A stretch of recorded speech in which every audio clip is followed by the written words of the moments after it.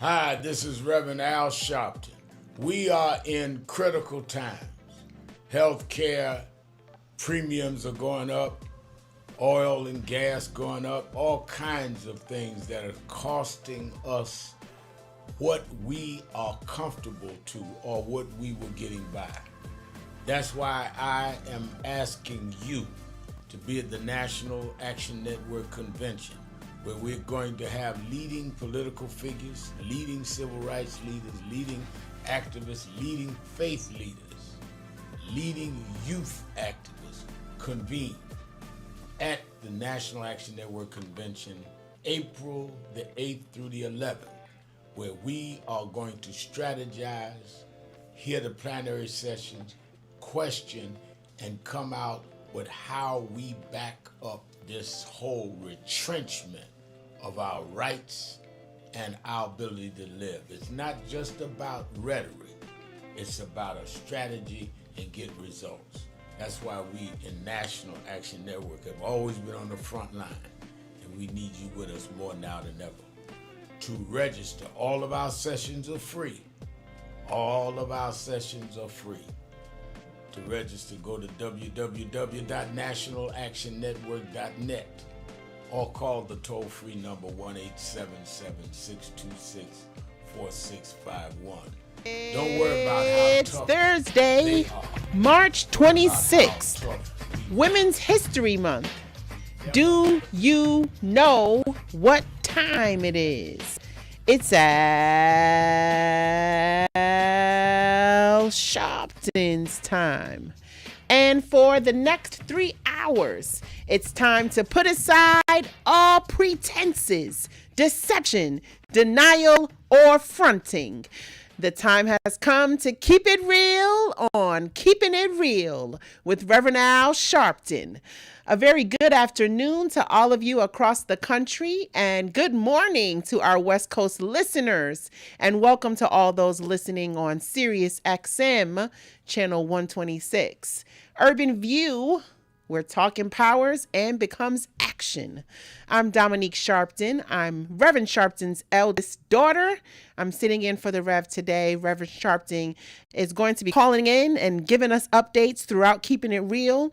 So you're going to have double Sharptons today. You're going to have Rev calling in and chiming in, and you're going to have Dominique sitting in the hot seat as we are taking your calls across the country on this amazing Thursday. It's amazing Thursday, but we know it's our policy day, and we've got a lot to talk about and certainly want to stay in the action and stay involved. Those of you who are in New York, I'm in New York today, and I say it's an amazing Thursday because it's a little over 70 degrees today. We haven't had some good weather in New York like that in a long time, so it brightens up my spirits, and so I am even more enthused to get outside, right, and get some more work done, as if, we can do more, but we can always do more. But I am excited about being outdoors more, especially as it seems like it's brightening up.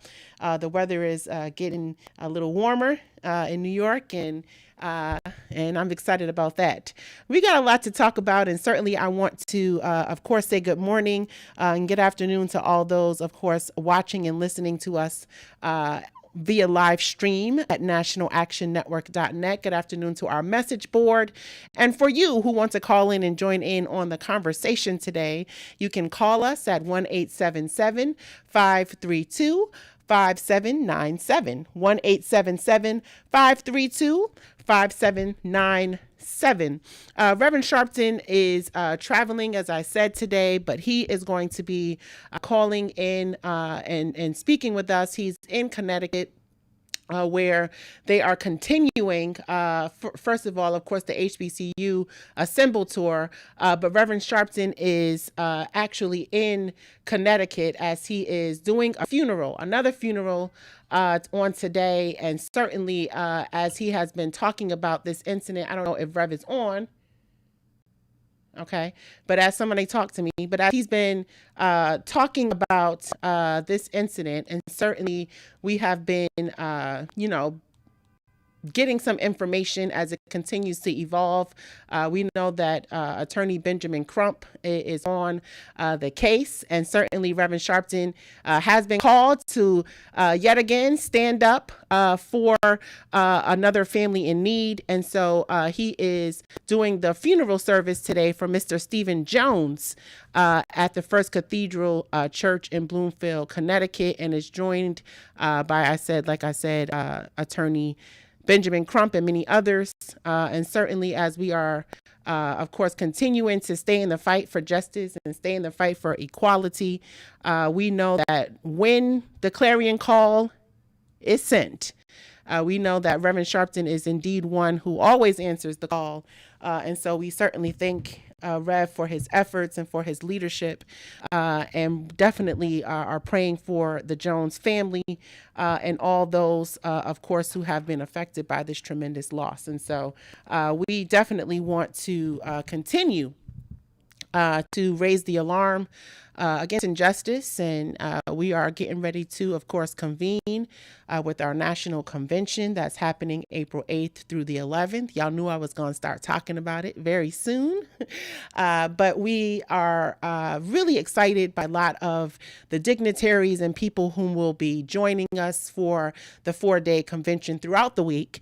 And we certainly hope that you and your families are planning to join us in New York City throughout the week, April 8th through the 11th. But we received news and want to also just iterate that Vice President Kamala Harris has joined the esteemed, illustrious lineup of speakers who will be coming through National Action Network's National Convention to really talk about and deal with, what we're doing about our action agenda.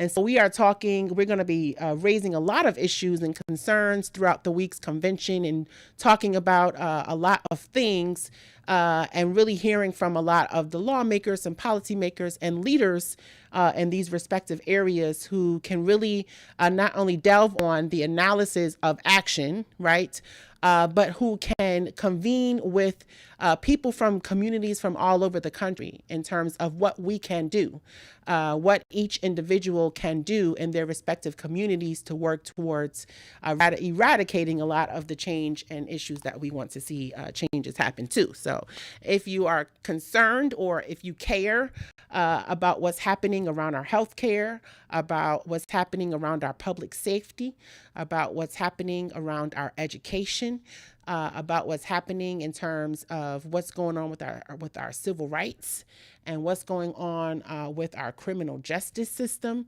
There are so many things that are really important in this moment. And so we are coming together to really formulate that action agenda. We are going to be announcing more and more speakers who have confirmed to be with us, to do fireside chats or to be involved in panel discussions. We got a lot going on. And so certainly want you to be involved and stay in the know and to join us. And so if you have not registered, we encourage you to register at nationalactionnetwork.net. Got a lot to talk about today. Certainly want to talk about how the United States have voted against the United Nations resolution on slavery as a crime against humanity.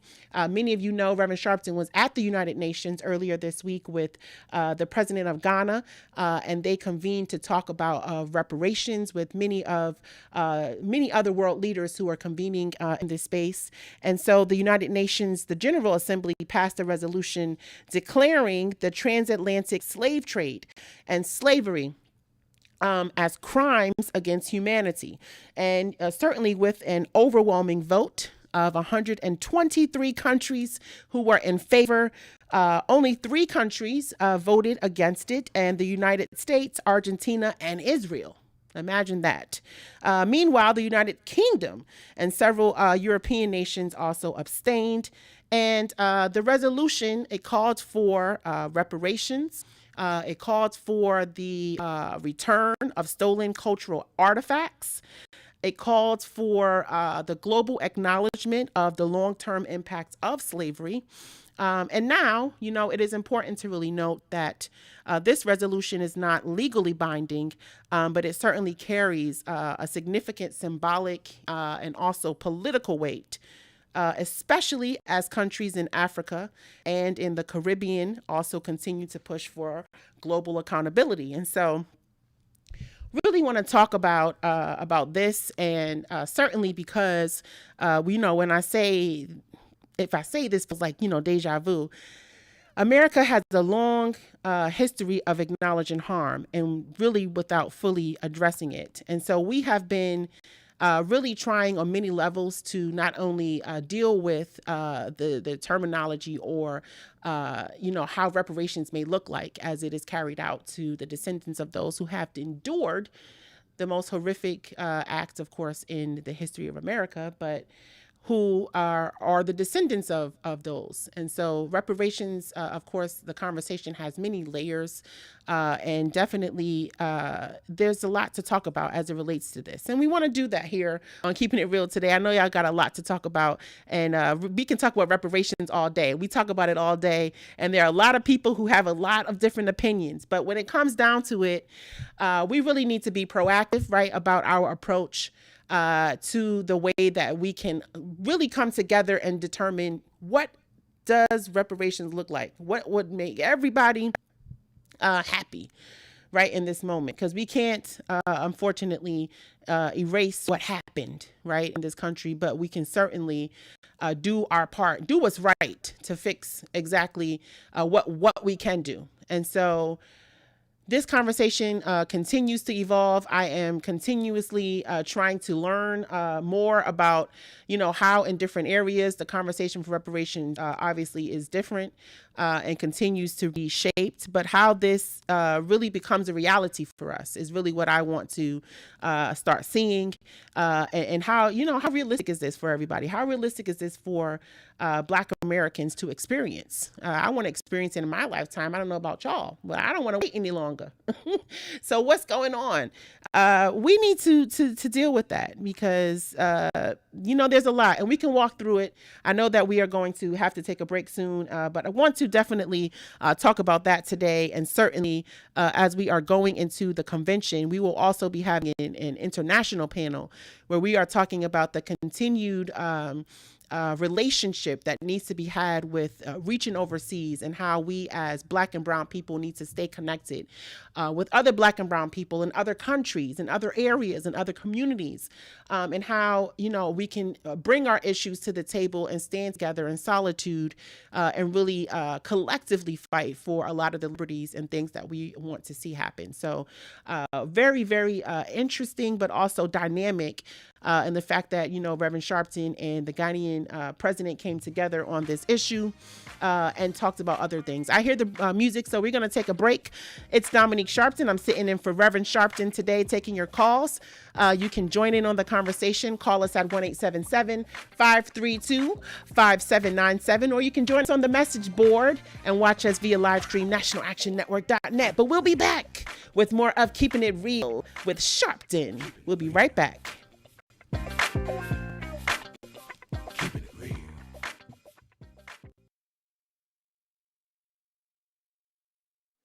And so I now have the pleasure of bringing on the mentor of Black America's Attorney General, the fount of this, Reverend Al Sharpton, who is for 4 decades a central figure in the U.S. struggle for racial justice from the streets to the Senate, a civil rights leader, founder of the National Action Network, and of course, host of MSNBC's Politics Nation. Please take the floor.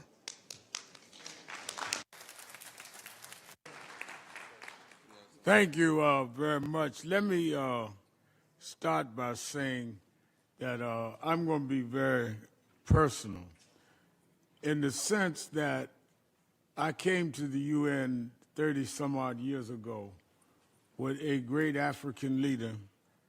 I was part of the delegation with Nelson Mandela when he addressed the General Assembly about sanctions in South Africa. I come many times since then, and I'm here today because I believe another great African leader, President Muhammad, is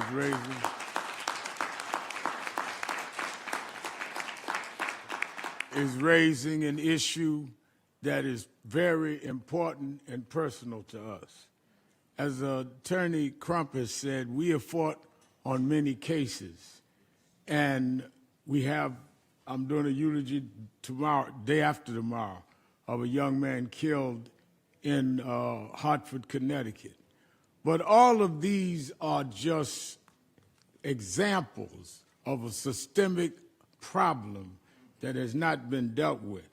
We can keep running from incident to incident, but if we do not deal with the underlying systematic problem, and that is that there are those that feel they have the right and the supremacy over other humans, and they will never be held accountable for it and never pay for it. This resolution is an attendance sheet on what nations stand for what.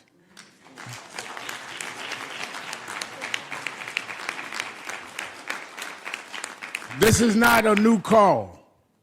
I come out of the Martin Luther King School of Thought, but Malcolm X said we may have to go to the UN. One of his main disciples, Dr. James Smalls, is with us. Queen Mother Moore said this. Queen Mother Blakely's here. Sister, I don't come with others that have not. Sister Salam.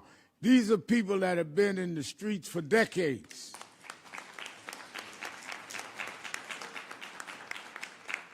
And State Senator Sanders, all of us, but many of them preceding me. The question is not what the people feel. The people have stated their feelings and will continue to and must galvanize. The question is, what do nations stand for? When I hear nations saying they're going to abstain from a vote, how do you abstain from being a racist and a bigot? How do you abstain from paying your debt to people that you worked for centuries and never paid? How do you abstain from the guilt and the blood that's on your hands while you deposit money in banks that your forefathers didn't earn and our forefathers worked and never got paid?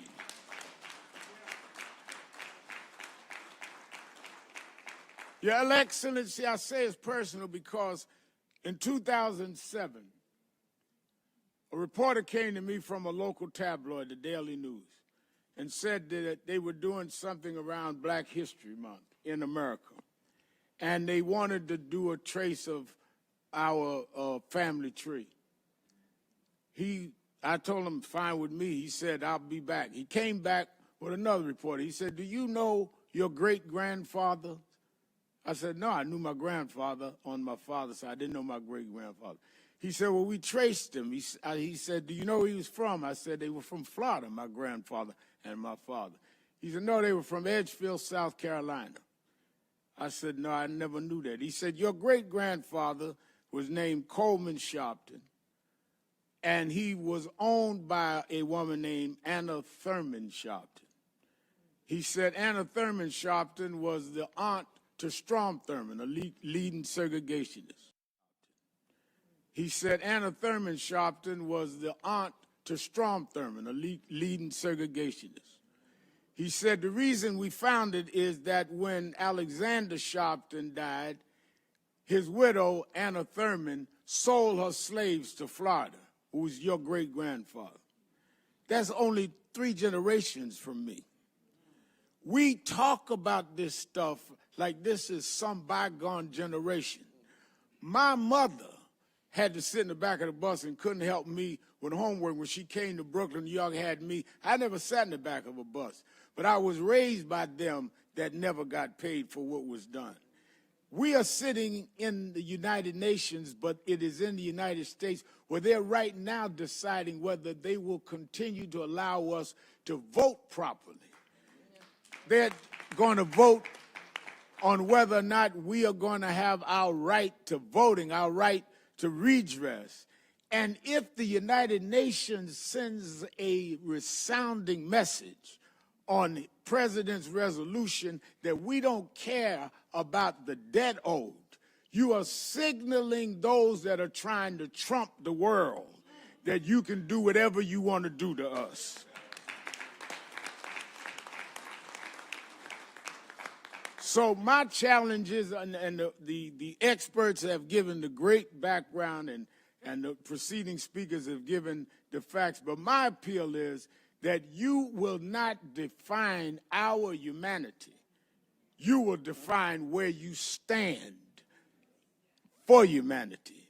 When you vote for your nation, history will record that after the genocide perpetrated on people, after the worst form of abuse that we've seen in terms of the slave trade that is in this resolution, that if your nation would authorize you to either vote no or have laryngitis and act like you can't speak up at all, then you are co-signing this brutal form of slavery. There will be nobody that will duck being called on the carpet tomorrow. Either you stand for justice or you sit with the unrighteous. Either you stand...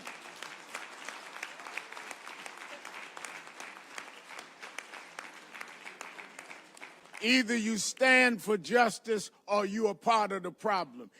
Either you stand for those that want to be free or you're just as bad as the slave masters that held us bondage. Thank you.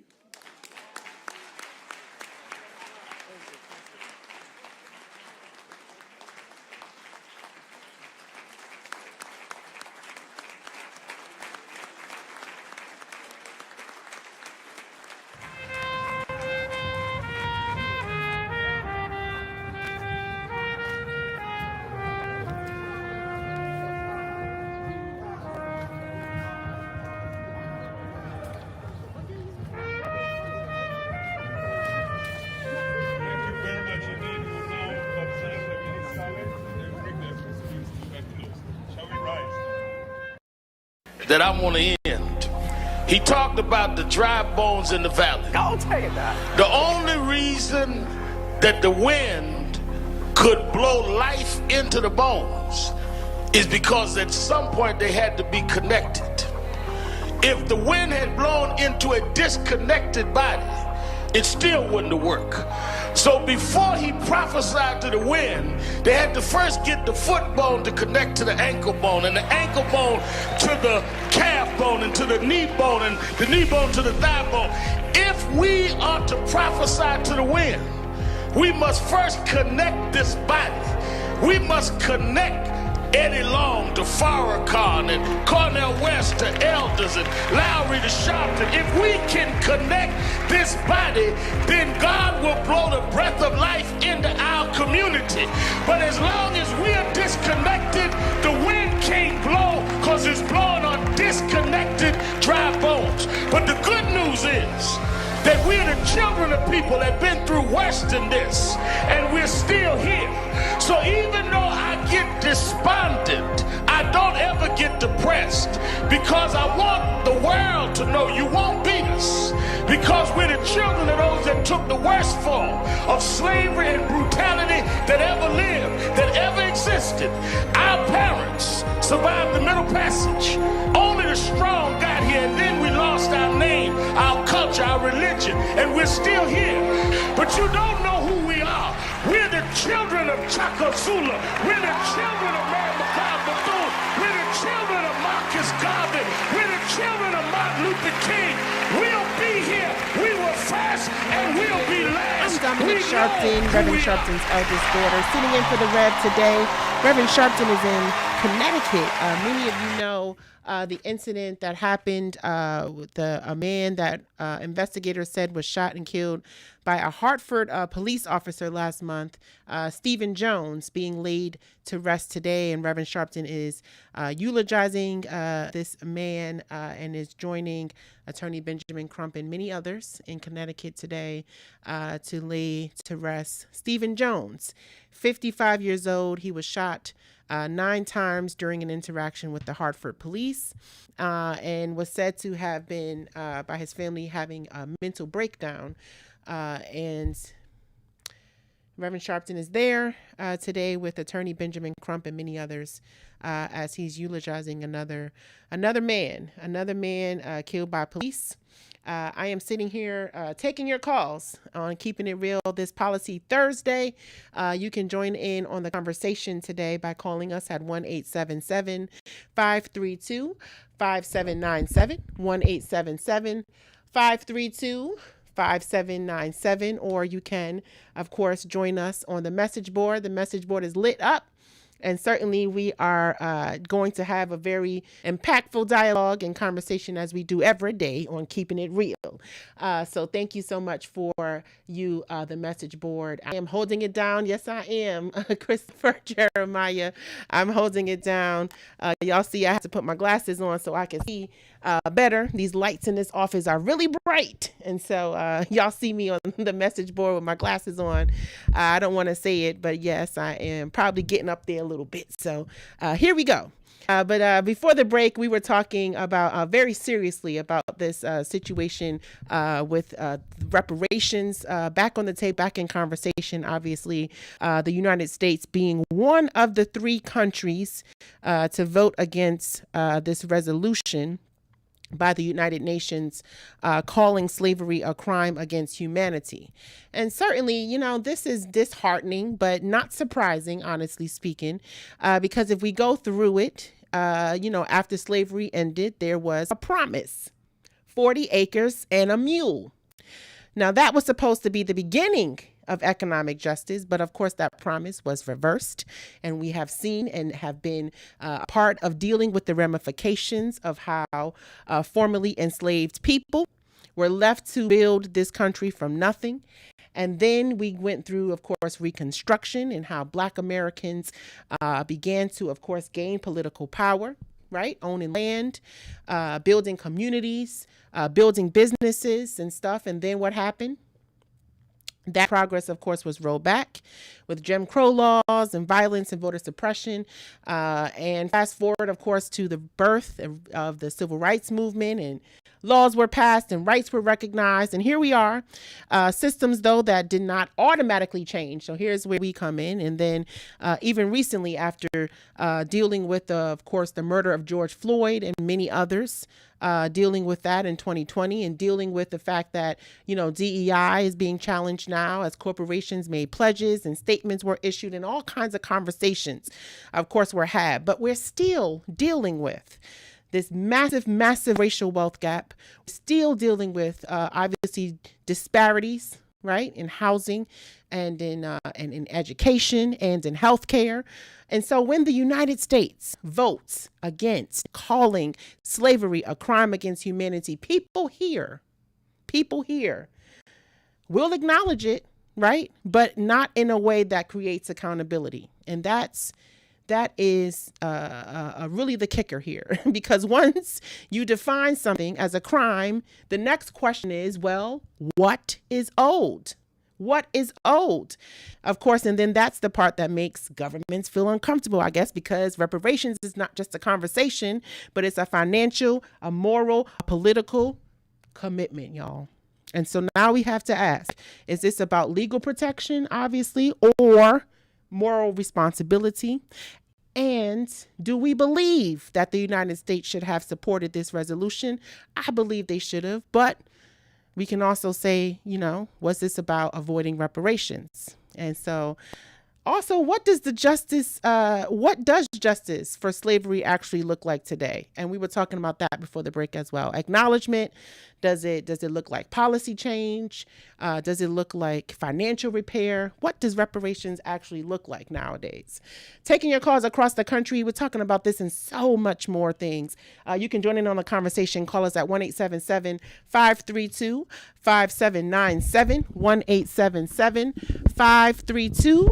1-877-532-5797. Let me try to access this here so I can see what's going on. I see Brother Jacob is holding online too, listening to us from Philadelphia. Is it WURD? Brother Jacob, you're keeping it real. Good afternoon.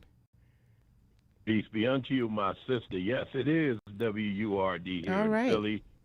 And let me say that you qualified to keep it real, my sister.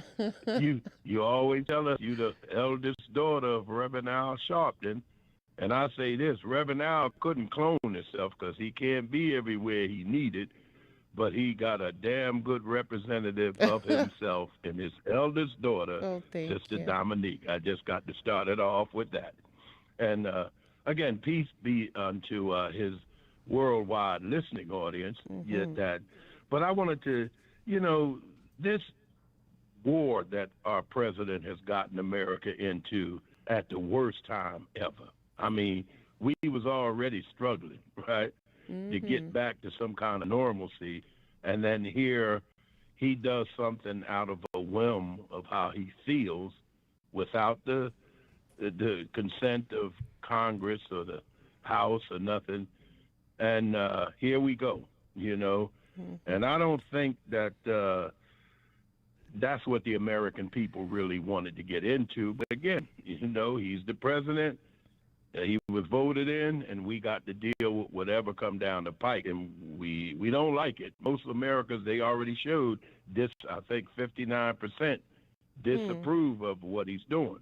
So, and but it's so good to see that as black people, we're not surprised about America voting against what they call that, that's the sin that America was a part of. And here in Philadelphia, he even went to the extent that he tore the slave, what we have memorialized our ancestors that were enslaved. We put it up there at 6th and Market. He had them rip it down, right? So we already know what we're getting from that type of government in America today, and that's why we got to work to change it. And it's so refreshing to know that a Democrat won even in the area that Mar-a-Lago sits in there in Florida. Yeah. So I think what Nan is doing, what your father doing, what the groups around America that understand that this stuff that's being done is against what they took an oath to the Constitution, that contract. They're not living up to it. And, Reverend Dr. King said, we come to claim to cash our check. And we ain't going to stop till the bank, you know what I mean? Yes, till sir. the bank cash our check. That's right. We gonna keep Insufficient funds. That's right. I hear you there, brother. Thank you so much, Brother Jacob, for your call. I hear that music, so we're going to take this break. Dominique sitting in for Rev. Rev is going to be calling and, as we say, passing through. So y'all get on the phone lines and join us so we can have this and talk about all these things that we need to talk about and what we need to do. Call us 1-877-532-5797. 1-877-532-5797. We'll be back with more of Keeping It Real with Sharpton. We'll be right back. Keeping it real.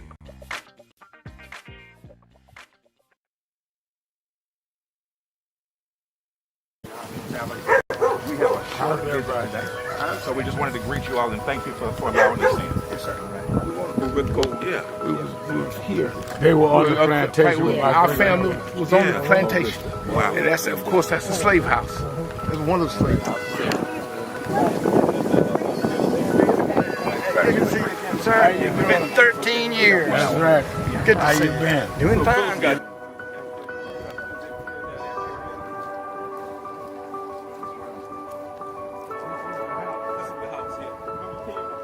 Last time, and we Alexander Sharpton.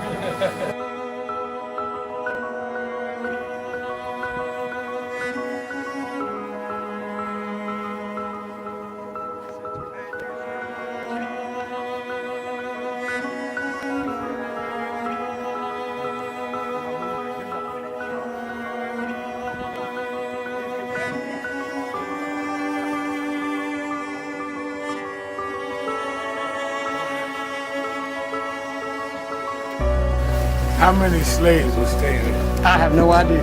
This is where they would have a slave. Yeah, that's when exactly. That was exactly.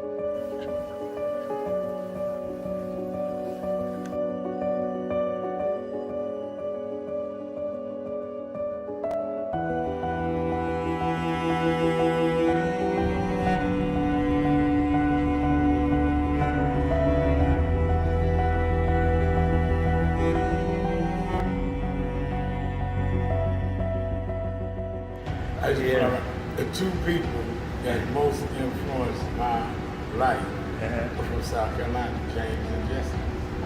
Jesse right up the road with me. I went over his mother's funeral. Jesse walked me to my mother's casket. Wow. To South Carolina. That's the balance of my life, James. Yeah. Civil rights, shoulders. But also where your people from too. Literally. Yeah, right. And when I knew Jesse was from James, I started Brevard. Yeah. And James had died before I knew about him in South Carolina. Oh, really? Yeah. James died December 25th. He died Christmas Day, 06. And they came to do the story for February of 07. They came to me in January. His daughter swear that was his daddy and him pushing the information out. Wow. And I called Jesse and told him, do you know that my great-grandfather was a slave about 45, because Greenville right up to I-20. He said, I told you we was connected. That's why you got to listen to me. But, no. National Action Network. Power in action. 35 years of justice, impact, and purpose. Wow. This is the Saturday after I had done 90 days in federal jail for leading a protest in Vieques, Puerto Rico. And I had went down to join Latino activists that were against the Navy bombings that was exercising Navy bombings that was causing asthma and health effects among the children there.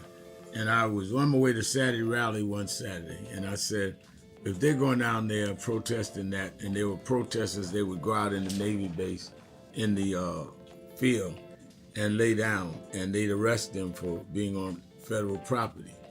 And if they were doing that, then I would join them, because many of the Latino leaders went to jail with us protesting Amadou Diallo.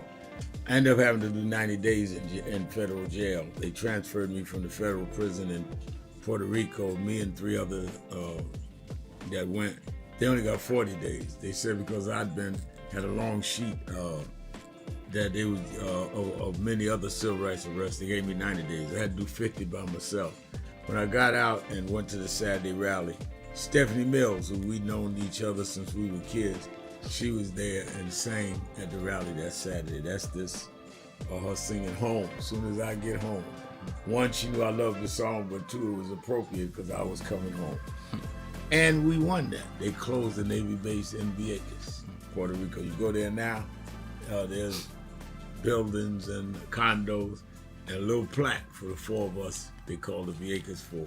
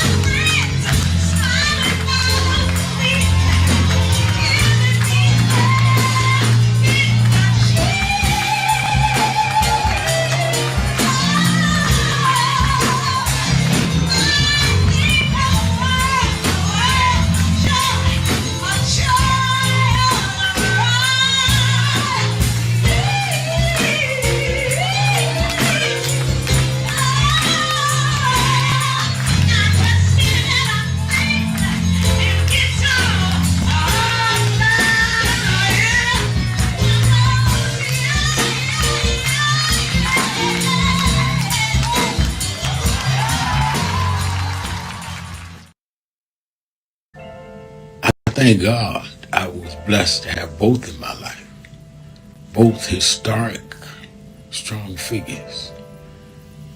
But if I misused them and listened to not only figures that are not as historic as them, but figures that had nothing to do with the calling and purpose of my life, I would live confused. I'd be double-minded. I'm clear. And what I want you to do is be clear who you are, what Dominique Sharpton, Reverend Sharpton's love daughter, that.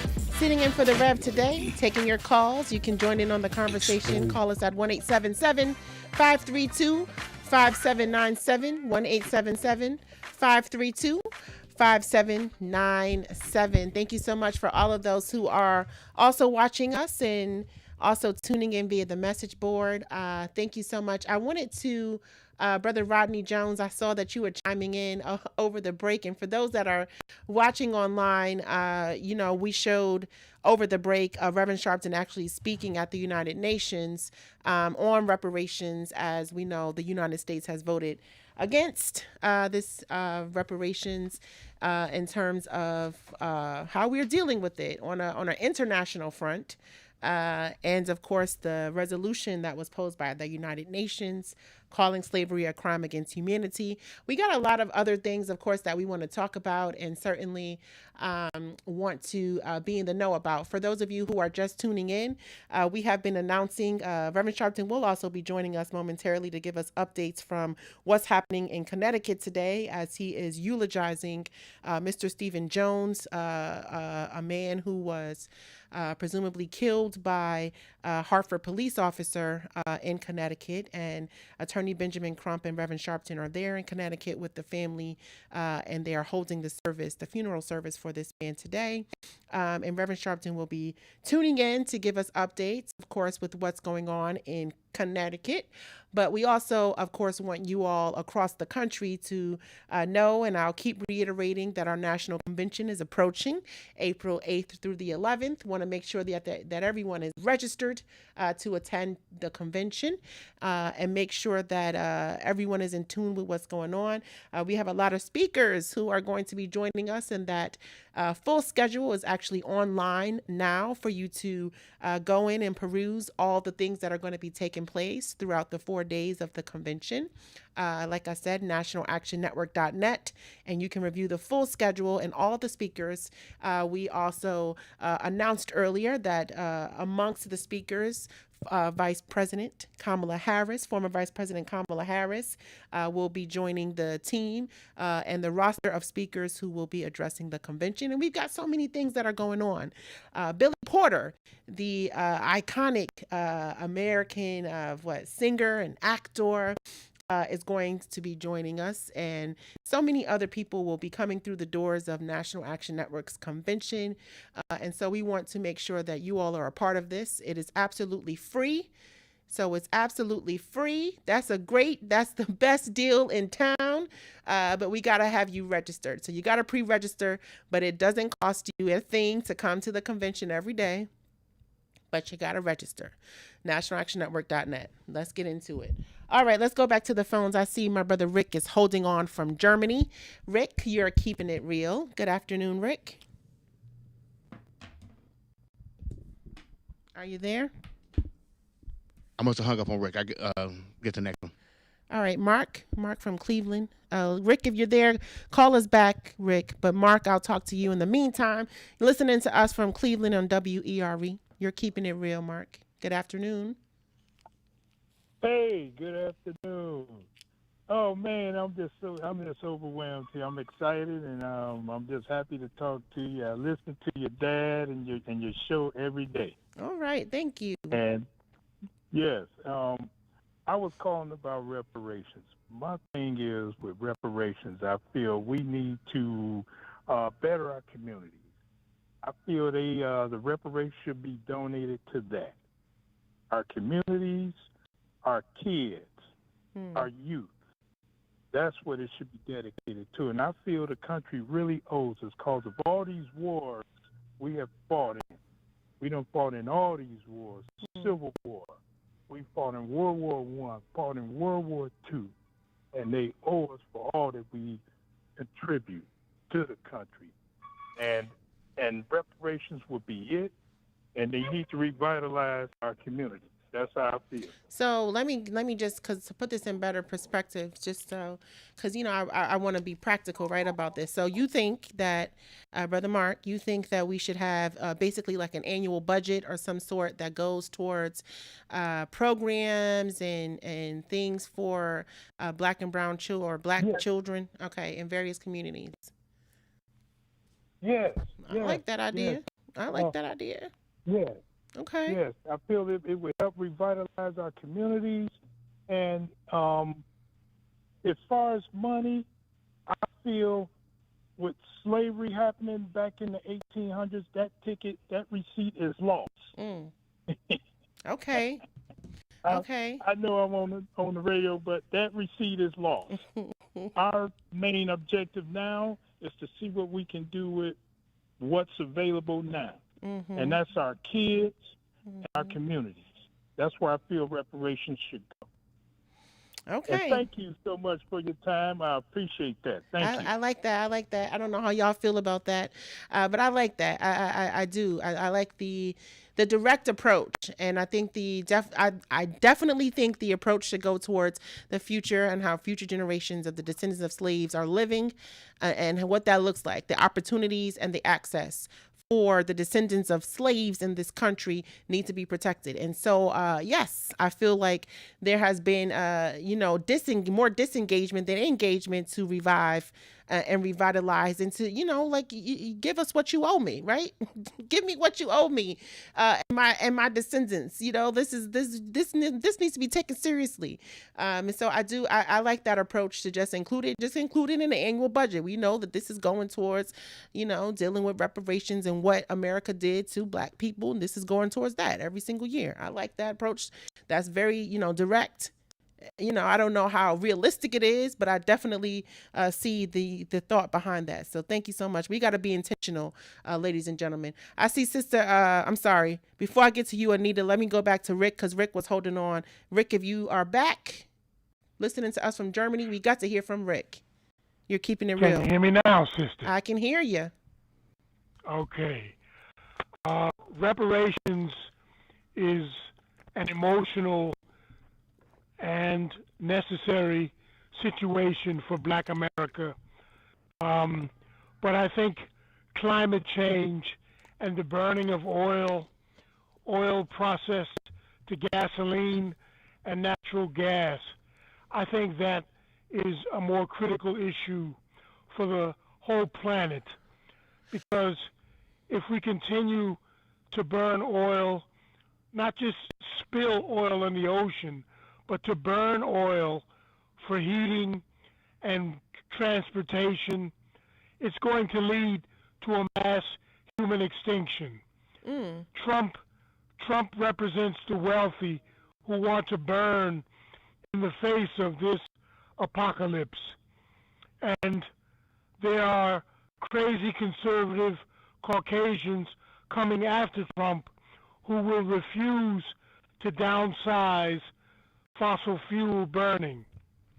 I say to your audience that Jesus is coming with the clouds, but they are clouds of doom. And if we get reparations, we won't have very much time to spend it. Sister, I'm done. Thank you so much. Thank you, Brother Rick. Always a pleasure speaking with you. Joanne, I wanted to pull up your comment because I thought it was interesting as well. Interestingly enough, who is this, Joanne? Joanne Kemp said, interestingly enough, the Jews, the Japanese, and Native Americans received reparations, yet we continue to fight. Why are we so different when slavery was very egregious in every way? Absolutely. That is a great point there.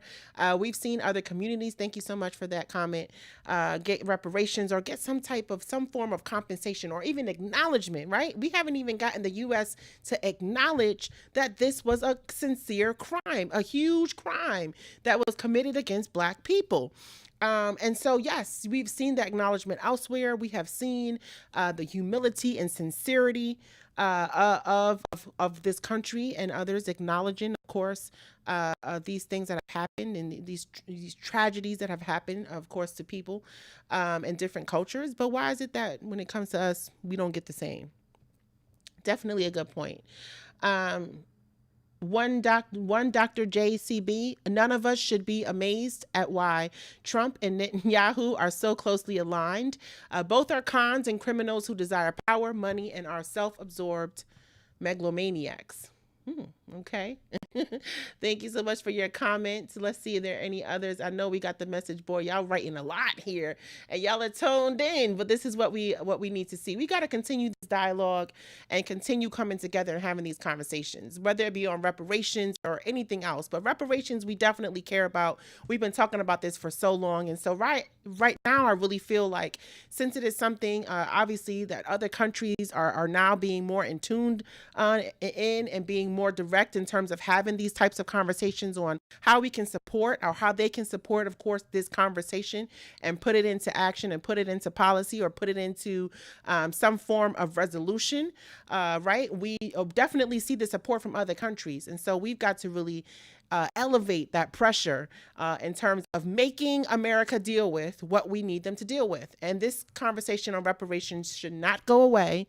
It should not be dissolved, but I do feel like we need to be more intentional in terms of what we want. What do we want? What does reparations actually look like to us? And if we were to get, to have that conversation that we want to have, for it to move into, in terms of policy, for it to move to some resolution, what would we ask for? It seems like a simple question, but I know there's a lot of opinions to be had. So what do we do? I hear the music, though. We're going to take a quick break. Dominique Sharpton. I'm sitting in for Reverend Sharpton. Taking your calls. You can join in on the conversation. 1-877-532-5797. We're going to get into some policy talk, and we're going to have Attorney Jennifer Jones-Austin joining us momentarily. But we'll be back with more of Keeping It Real with Sharpton. We'll be right back.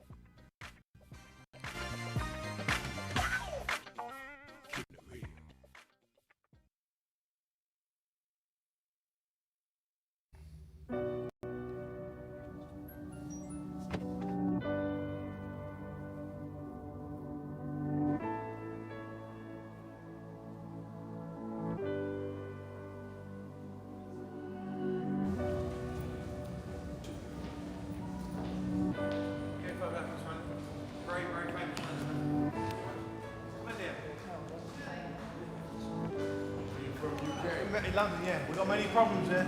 We need you over our side. Yeah, you're invited anytime, please. Whenever you want to come. There we go. Dice! What's up, Doc?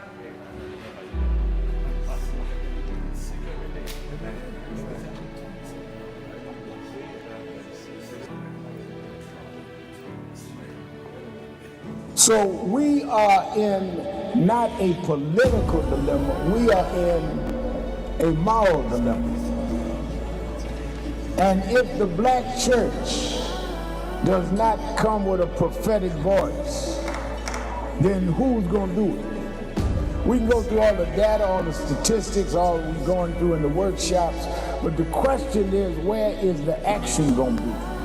We all believe in Jesus. Jesus didn't teach theology, he healed people. And they learned the nature of the theology based on his healing. We've got to heal this nation. And if we heal this nation, the nation will return to our churches. But we've become silent and compromised. And we try to blame it on, I'm not in this. You are in this. You live it. Your members live it. Unemployment now is higher now than it's been since the pandemic. Yet we survive. Yes, sir. There's no world of any people that went through the kind of psychological, cultural, and physical slavery like blacks did in America. The only reason we're still here is because of our faith. We had no external strength. We had an internal strength. And it was the God that we were taught by our mamas and grandmamas that brought us through. And I don't care who's sitting in the White House, we cannot betray the God that brought us through.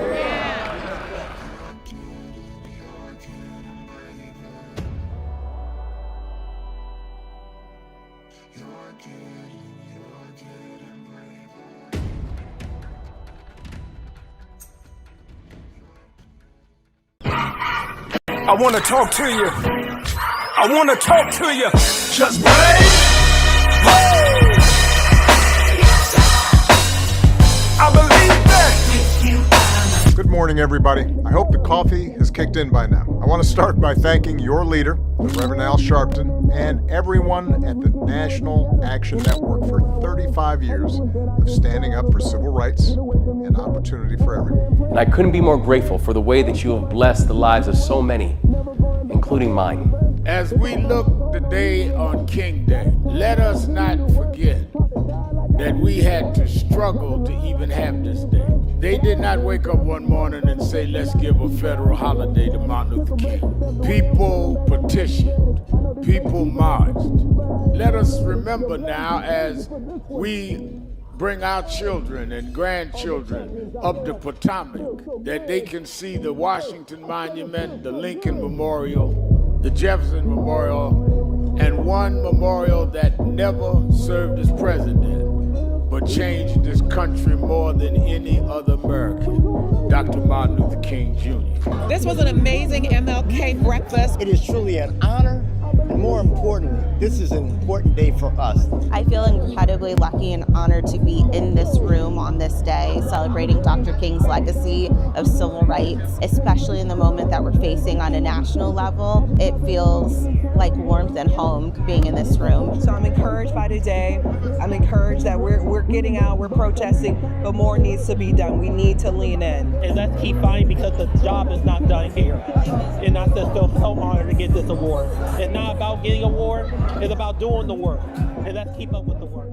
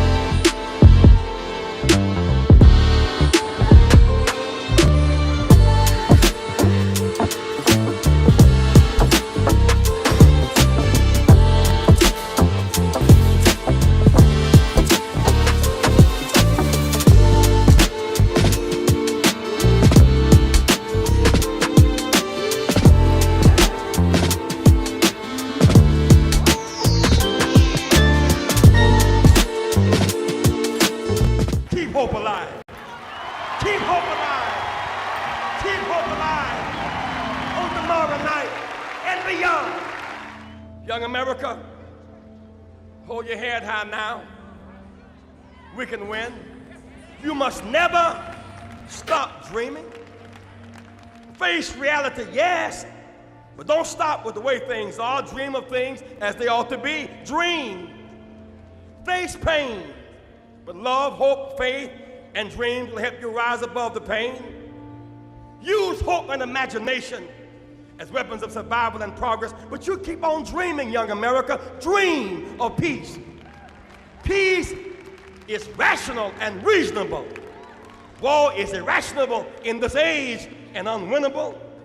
Dream of teachers who teach for life and not for living. Dream of doctors who are concerned more about public health than private wealth. Dream of lawyers more concerned about justice and the judgeship. Dream of preachers who are concerned more about prophecy than profiteering. Dream on the high road with sound values. You must never surrender to inequality. Many people cannot focus because they have not really come to terms with their calling and life purpose. In order to focus, you must also be clear on what you're focusing on. So if you're not clear on your purpose, if you're not clear on your life's calling, then focus on seeking that. because if you just read the ways and roads you traveled that you didn't even choose, that were sort of just laid out for you by God, in that it's telling you, speaking to you about what your purpose is and what you were born to do and be. I learned the things that I didn't plan had to be planned by God, and God's plan was directed toward God's purpose in my life. And I focus on that. Not focus on what others do, not focus on how well they're doing or bad they're doing, but focus on whether I'm in line and aligned with what I'm supposed to be about. And in order to move straight ahead, you have to be focused on the path you're running on. Tony Wayford, Los Angeles chapter, National Action Network. He just came in here to New York a couple days ago, had to stop by the House of Justice, and I sure enough found some justice, so I know I can leave here feeling like I got peace.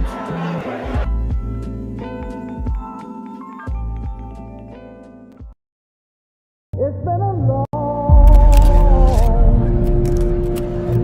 time coming, but I know 1968, Dr. Martin Luther King was killed in Memphis, Tennessee. And it has been the commitment of National Action Network to always, in the month he was killed, to let them know they killed the dreamer. Because I have a dream today. When they can't kill the dreamer.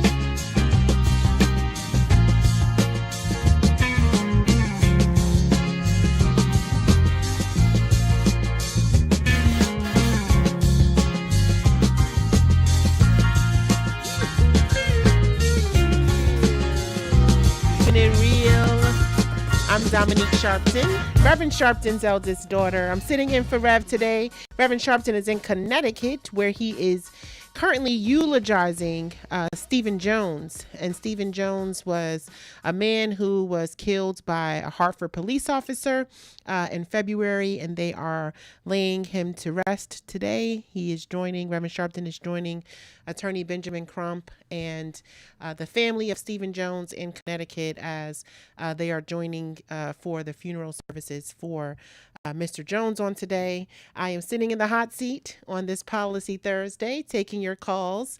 We will be joined momentarily by Attorney Jennifer Jones Austin, but you can chime in and get involved on the conversation today. Join in and get involved. 1-877-532-5797, 1-877-532-5797. You can join us on the message board. We've been talking about reparations. I also want to get into this conversation, obviously, about what's going on with Iran and y'all's president. But certainly I want to just iterate some of the comments that we've been seeing on this ongoing conversation as we've been talking reparations. And so Joyce Payne, reparations should be paid, but then what? Black people in America need power to stand up against racist policies. Absolutely. She said we should also form our own political party and stand for our demands, striking and withholding our participation until we get justice and rights deserved. Our people are too willing to compromise within the Democratic Party for straps when we should be standing in power for our demands. I believe, I agree with that. My thing is here. And when Sister Jennifer comes on, I want to talk to her as well, because it seems like, we've had these conversations about reparations before on the policy level. And the late, amazing Congresswoman Sheila Jackson Lee really devoted her career, right, to speaking about and advocating on the legislation and policy of reparations. And so I believe we've had this conversation on the policy front, had many times in many different ways. I think the challenge has been that there has been a lack of a commonality of interest when we are talking about what do we want and what that conversation and what that policy, or if any, of what reparations look like. And so we can't really come to an agreement, right, with what exactly will work for the Black American people. That's, I think, one strand of it. The other strand is, we can't get everybody together to agree that this is an issue that can be collectively advocated on. So we need senators and Congress people to come together and to really elevate the advocacy of the fact that reparations need to be at the forefront of conversation, right? When we're talking about these things, especially we're talking about, conversations of budgetary items and things that this country is going to do. I think that conversation of reparations just hasn't been taken as seriously collectively by everyone. And so I think that's where we kind of have, dwindled by the wayside in terms of how we can elevate this conversation on a policy level. So I will say that. One Dr. JCB said, historically, I know why the U.S. supports Israel, particularly with financial and military aid. However, if Trump or any other administration are truly fiscally conscious, they will evaluate foreign. I can't see the end of your comment, but I do feel like we do need to have more about this. We're going to talk more about Iran, especially also in a minute. But if there was anything else, what is that, Bruce? Bruce said we have to put the right people in office who will fight for our reparations. I do agree with that. But what does that look like too? So is it like that we need to focus more on, the southern states? Do we need to, is it like a state thing? Or is it like, how do we do that? How do we tackle that in terms of, who could be in office collectively in order to advocate on a more stronger front for reparations? So these conversations, yeah, they're definitely layered, and I know there's a lot to it. And it's like, why does it have to be so complicated when it comes down to dealing with Black folks and paying us what you owe us? Why does it have to be so complicated? And it's like they could come towards, dealing with solutions for everything else. But when it comes to giving us reparations, the conversation has to become so complicated that we just can't deal with it. It's just too much. I think that we need to, and we deserve better than that. And I feel like we really need to become more serious about our demands. As somebody said on the message board, we need to really become more serious about our demands and more intentional about what we're asking for. So I do believe that will help us to make it a little further as we are really, really wanting to have this conversation, but wanting obviously to see some resolution and to see some changes moving forward. Let's go to Anita. Anita's been listening to us, holding on, listening to us from Chapel Hill. Always a pleasure to speak to you, my sister. Good afternoon. Sister Anita, you're keeping it real. Hi. Hi. Always nice to speak to you and the audience. And I still miss Reverend Jackson. I'm still very sad about that. I'm trying not to be. Me too. Even though he had the biggest smile all the time. And we cannot forget what he stood up for after Martin Luther King was, might as well say they crucified him too. But, okay, here we are. We're dealing with the orphan and the fatherless. When white men had Black women have children for them, they left them fatherless, or they left them orphans for some reason. Something happened to where Black people could not take care of them, okay? And they never corrected that. So if we follow the biblical way of dealing with orphans and fatherless, we will find a lot of ways to get reparations and put it into law. It has to be into law, and white Americans will have to stop being discriminatory the way they, do things. That cannot be in the law, discrimination, because that's against the law of God too, to say you're equal to God and you get to tell everybody what to do when you can't make the sun shine or a blade of grass grow. They cannot do that. Okay, God does that, so they're not in control of the resources. And Black children, when they're orphaned and fatherless, they end up in prison. They put them in wars and kill them, and they work them to death in the prisons for cheap.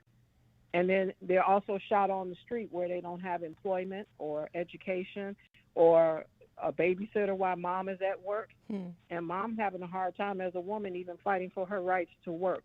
But there are really good ministers out here like Fred Price Jr. I forget the name of his church, Frederick Price Jr. But his speaker said that they need to expand the youth audience. And Stephen Furtick, he's a Caucasian minister. He's in Charlotte. He's of Elevation Church. And he says faith without works is dead. And he really stays on the Caucasian about thinking ungodly. So we have people that can help us and be more vocal and make sure we can get this reparations. Everyone isn't against black people having a right to have a family. And I'm not going backwards with white people, because Elijah Muhammad told them, our black men want to be fathers, and we want our wives to be wives, and we want to make sure our children are protected. And we should not go backwards with Caucasian people when someone from our race has already told white people, we don't want your type of family life, rape, and just throw us in the street and mistreat our women like that. I agree with you. I agree with that. Go ahead. I'm sorry. You were saying it. But Fred Price Jr. and Stephen Furtick, Steve Furtick has Elevation Church. Big audience he has. And Fred Price Jr., he's working on the youth, and he's very moral. And he is not playing with any religious force that does not protect our rights. I don't care what religion you follow. If you do not protect the rights that Jesus said you had, he is very firm against it and is not afraid to speak up about it.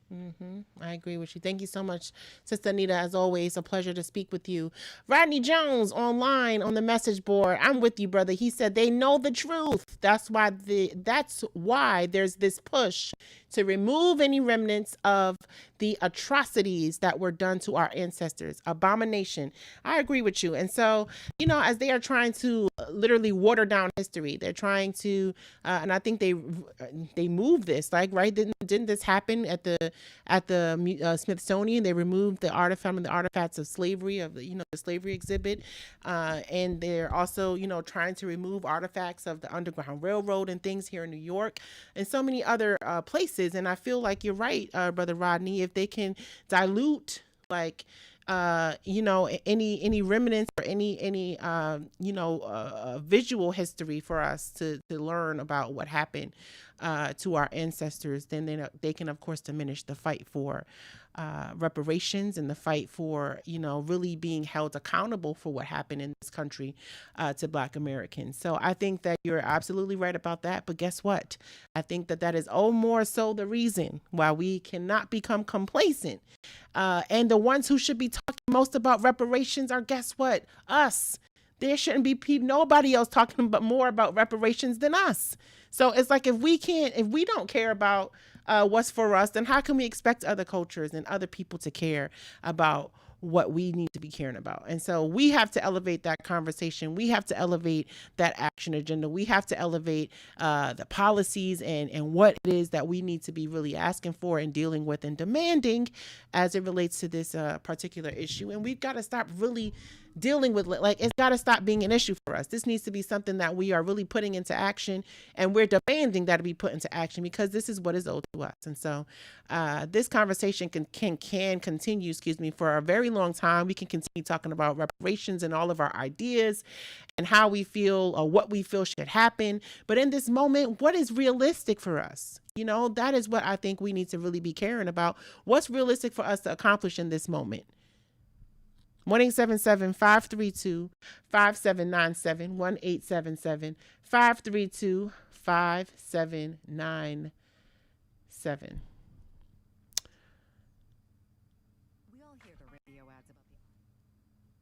I hear music or I don't hear music.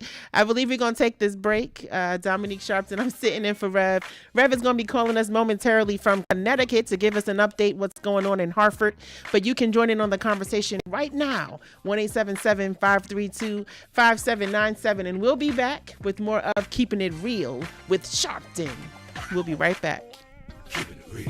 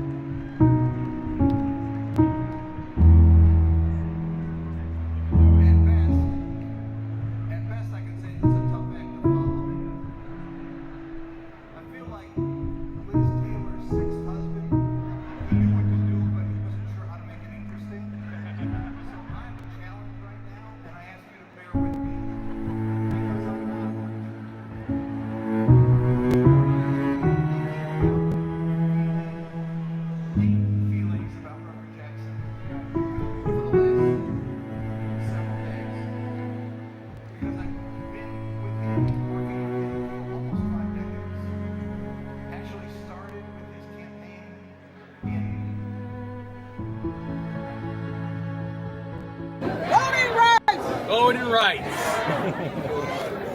Everyone look here. Say it again, Ms. Pearl. Voting rights. Voting rights. One more time, Ms. Pearl. Voting rights. There we go. Voting rights. Voting rights. Voting rights. Voting rights. Voting rights. When do we want it? Now. When do we need it? Now. Yesterday. What do we want? Voting rights. When do we need it? Now. What do we want? Voting rights. When do we need it? Now.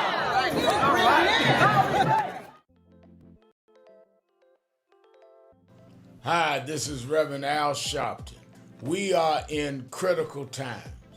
Healthcare premiums are going up, oil and gas going up, all kinds of things that are costing us what we are comfortable to or what we were getting by. That's why I am asking you to be at the National Action Network Convention, where we're going to have leading political figures, leading civil rights leaders, leading activists, leading faith leaders, leading youth activists convene at the National Action Network Convention, April the 8th through the 11th, where we are going to strategize, hear the plenary sessions, question, and come out with how we back up this whole retrenchment of our rights and our ability to live. It's not just about rhetoric, it's about a strategy and get results. That's why we in National Action Network have always been on the front line, and we need you with us more now than ever. To register, all of our sessions are free. All of our sessions are free. To register, go to www.nationalactionnetwork.net or call the toll-free number 1-877-626-4651. Don't worry about how tough they are. Worry about how tough we must become. We never had a victory without a fight. It's time to strategize and fight back.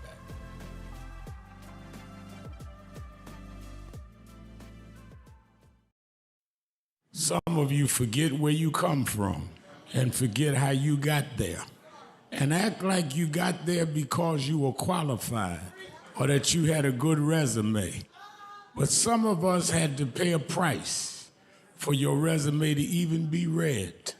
Some of us had to take nights in jails and licks upside the head or shut out of boardrooms like Byron so you could walk down red carpets and act like you got there by yourself.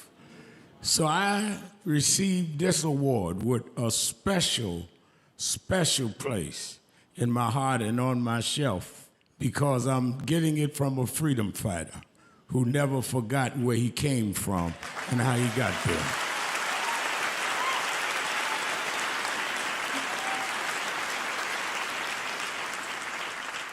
Yes, we've come a long way.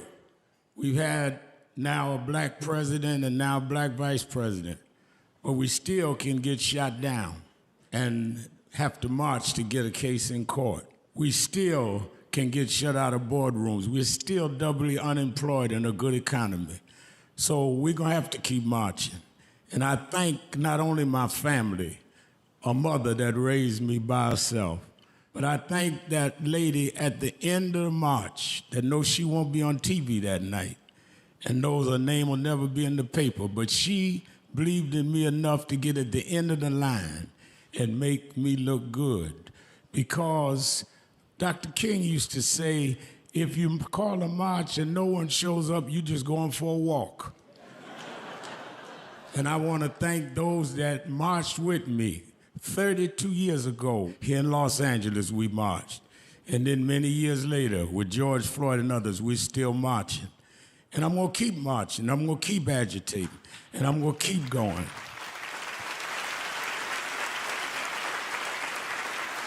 Until we don't have to do it anymore. Eddie, known you a long time. Mariah, Chris, and your kids. And I promise you this, the only thing that I really live for is I get up with this dream that every bigot, every racist, everyone in this country that hates will say, damn, he's up again. Do you know what time it is? It's Al Sharpton time. It's time to put aside all pretenses, deception, denial, or fronting. The time has come to keep it real on Keeping It Real with Reverend Al Sharpton. You need to keep it real with Reverend Al Sharpton right here on Uber TV. Reverend Al Sharpton, and we're back. 1-877-532-5797. 1-877-532-5797. Let's go back to the phone. Attorney Jennifer Jones Austin is. Every day, Monday through Friday, I do 3 hours a day on Keeping It Real with Reverend Al Sharpton. I do 1 hour on Sunday mornings with Reverend Al Sharpton. And I'm live on radio and TV with the Saturday Action Rally. 7 days a week, I talk to our people, hear from them, to call in. I'm sick and tired of people talking for people that they don't talk to. So go on www.nationalactionnetwork.net. Listen to my show, call in, express your opinion. You don't have to agree with me. But let's start talking to each other rather than about each other and lecturing at each other. Let's keep it real with Sharpton. Happy 20th anniversary to Reverend Al Sharpton on 20 years of Keeping It Real. 2 decades of truth-telling, fearless advocacy, and keeping the people informed and empowered. Thank you for always speaking power to justice and standing firm for what's right. Here's to 20 years of impact and many more to come.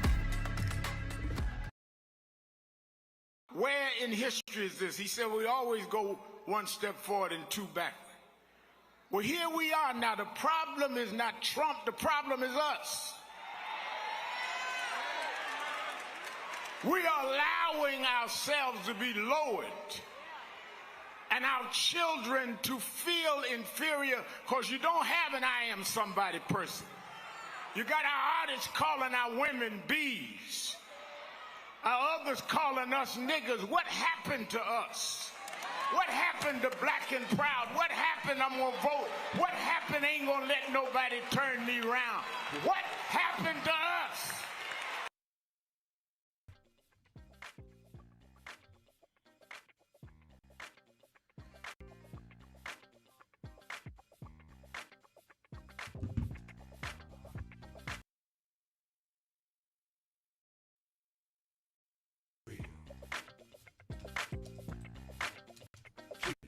Keeping it real. Keeping it real. I'm Dominique Sharpton, Reverend Sharpton's eldest daughter, sitting in for Rev.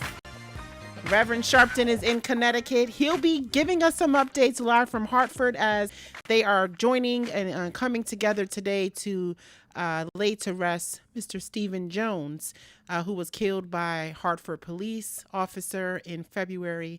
And Reverend Sharpton is in Connecticut today where he is doing the eulogy for this man and is joining the family and attorney Benjamin Crump to stand in solidarity for justice, of course, for Stephen Jones.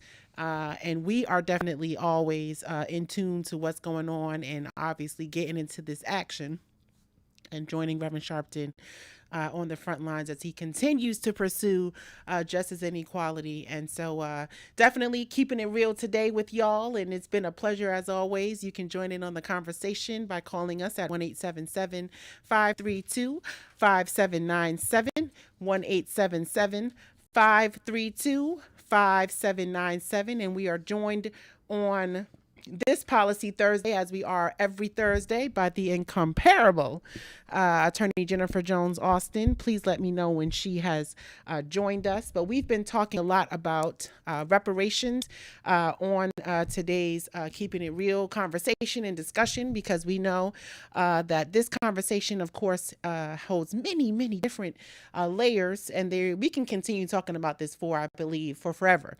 But as we are talking about solutions and as we are really coming off the coming off of what happened at the United Nations in terms of the resolution, in terms of really just acknowledging the fact that this horrendous act in America was definitely one that was a crime, in which reparations should, of course, be owed to Black Americans because of this horrific incident that happened in America's history that they still have yet to acknowledge. And so, yes, this conversation holds much weight, as they say. It holds a lot of weight, but we know that we can definitely come together to continue it and continue to really stand for and advocate for what we know is right. And so I also want to, good afternoon to those on the message board. Let me put my glasses on again so I can read a lot of your amazing comments as you are really having an amazing conversation about this topic online, and also taking your calls across the country, 1-877-532-5797. Actually, let's go to line 2 and talk to Dob, who's listening to us from Buffalo. Dob, you're keeping it real. Good afternoon. Yeah, blessed love family. How are you doing? All right. How are you?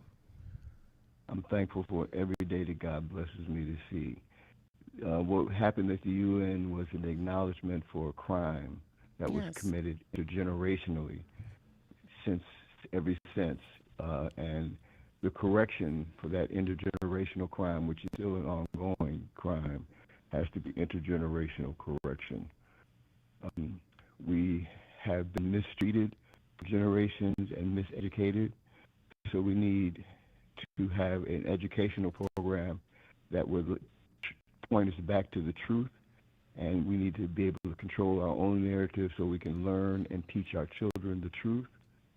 And what we need to be is be able to be truly free from this ongoing criminal enterprise they call the United States of America, who has been guilty of criminalizing us. We need to be free from that, from their jurisdiction. So what we need is what we've been fighting for ever since that original captivity: true and complete freedom to choose our own way, to choose our own voice, and to choose our own direction, our own future. So along with all the payments and all that kind of stuff, we need re-education, and we need to move toward true and complete freedom and not be under the jurisdiction of the criminal who has been found guilty of the crimes against humanity, the greatest crime against humanity, slavery and all of its repercussions. But how does that look, right, Dob? Like, if we, moving past Trump, let's say, we move past Trump, somebody else becomes, president, obviously, and we have to look forward to that, right? Because he's not going to be president forever. And so what does that look like moving forward? Well, the first part is education, and we need to have a consensus of conversation amongst ourselves, what freedom really looks like, what freedom really means. Right. But we can't be under the same jurisdiction, under the same laws of the same criminal who's done the crime. The criminal can't be allowed to judge the correction that's necessary for the victims of his crimes. So I think we need to begin to think about ways to be free from the jurisdiction, the legal voice, the legal legacy, the legal tongue of this country. And I'm looking forward to hearing when the attorney comes on. Yes. And there's been people who have been having this conversation ever since that captivity began. So there's a record of what reparations look like, what we need to repair. The root word of reparations is repair. We need to heal from the damages that were done, but that healing can't be directed by the criminal who did the crime in the first place. That's the truth. So, that's the truth. I just, we have to really think about what freedom really means. Yeah. We've been told that this Jim Crow was freedom. We've been told that this minority capacity where majorities rule is freedom. That's not freedom. We're still under the jurisdiction of the criminal. So we got to be free from that. And I'm going to listen to the rest of the program to see what other people are thinking. I encourage you, if you can, call back when Sister Jennifer joins us in the next hour, because I would like to hear more about that. But yes, how do we define what that freedom looks like? I think that, that conversation definitely needs to happen. And we need to really come together on, these ideas and really come and deal with how do we formulate that agenda? What does that agenda look like? And can we ever even really collectively come to an agreement? Like, is it a one for all thing, or is it gonna be, pages and pages of policy where we all come together and say, this works for you, that community, this works for this community, or can we come together with some collective front with what works for all of us? I don't know. We're going to take this break. Hold on, Dob. I'm going to come back to you, but I got to go to break because they're going, kick us out of here. But we're going to take a break. Dominique Sharpton, I'm sitting in for Reverend Sharpton, 1-877-532-5797. I'm coming back to you, Dob, but we'll be back with more of Keeping It Real with Sharpton. We'll be right back. This is an important notice to all U.S. taxpayers. That I want to end. He talked about the dry bones in the valley. I'll tell you that. The only reason that the wind could blow life into the bones is because at some point they had to be connected. If the wind had blown into a disconnected body, it still wouldn't work. So before he prophesied to the wind, they had to first get the foot bone to connect to the ankle bone, and the ankle bone to the calf bone, and to the knee bone, and the knee bone to the thigh bone. If we are to prophesy to the wind, we must first connect this body. We must connect Eddie Long to Farrakhan and Cornel West to Elders and Lowry to Sharpton. If we can connect this body, then God will blow the breath of life into our community. But as long as we are disconnected, the wind can't blow because it's blowing on disconnected dry bones. But the good news is that we're the children of people that have been through worse than this, and we're still here. So even though I get despondent, I don't ever get depressed, because I want the world to know you won't beat us, because we're the children of those that took the worst form of slavery and brutality that ever lived, that ever existed. Our parents survived the Middle Passage. Only the strong got here, and then we lost our name, our culture, our religion, and we're still here. But you don't know who we are. We're the children of Chaka Zulu. We're the children of Mary McLeod Bethune. We're the children of Marcus Garvey. We're the children of Martin Luther King. We'll be here. We were first and we'll be last. We know who we are.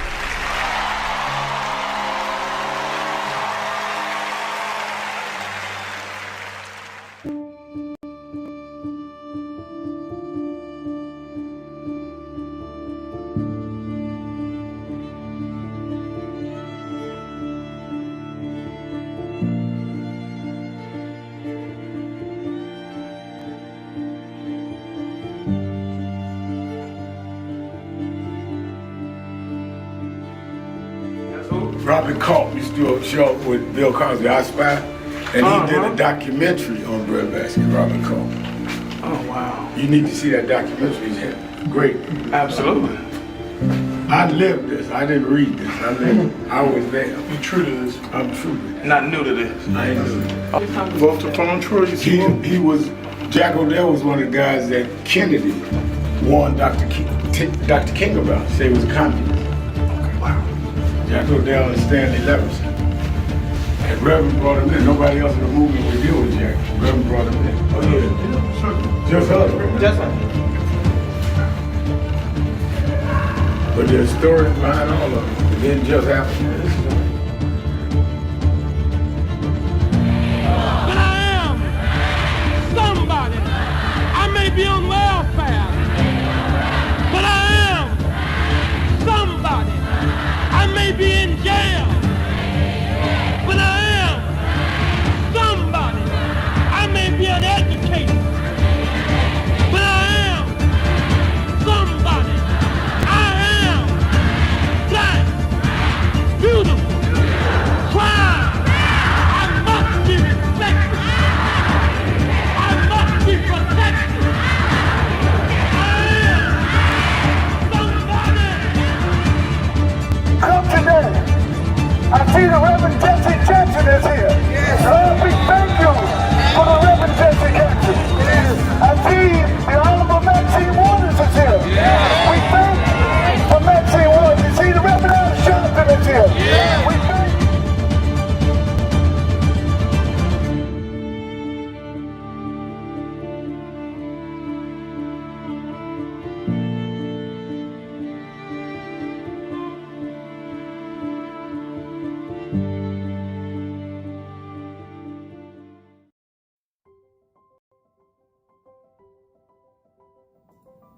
Hi, it's Reverend Al Sharpton, President and founder of National Action Network. We are at the very end of 2025, and I want to first say that I want to thank all of the officers, chapter leaders, regional directors, national staff, and certainly National Board of National Action Network for a solid and absolutely incredible year in 2025.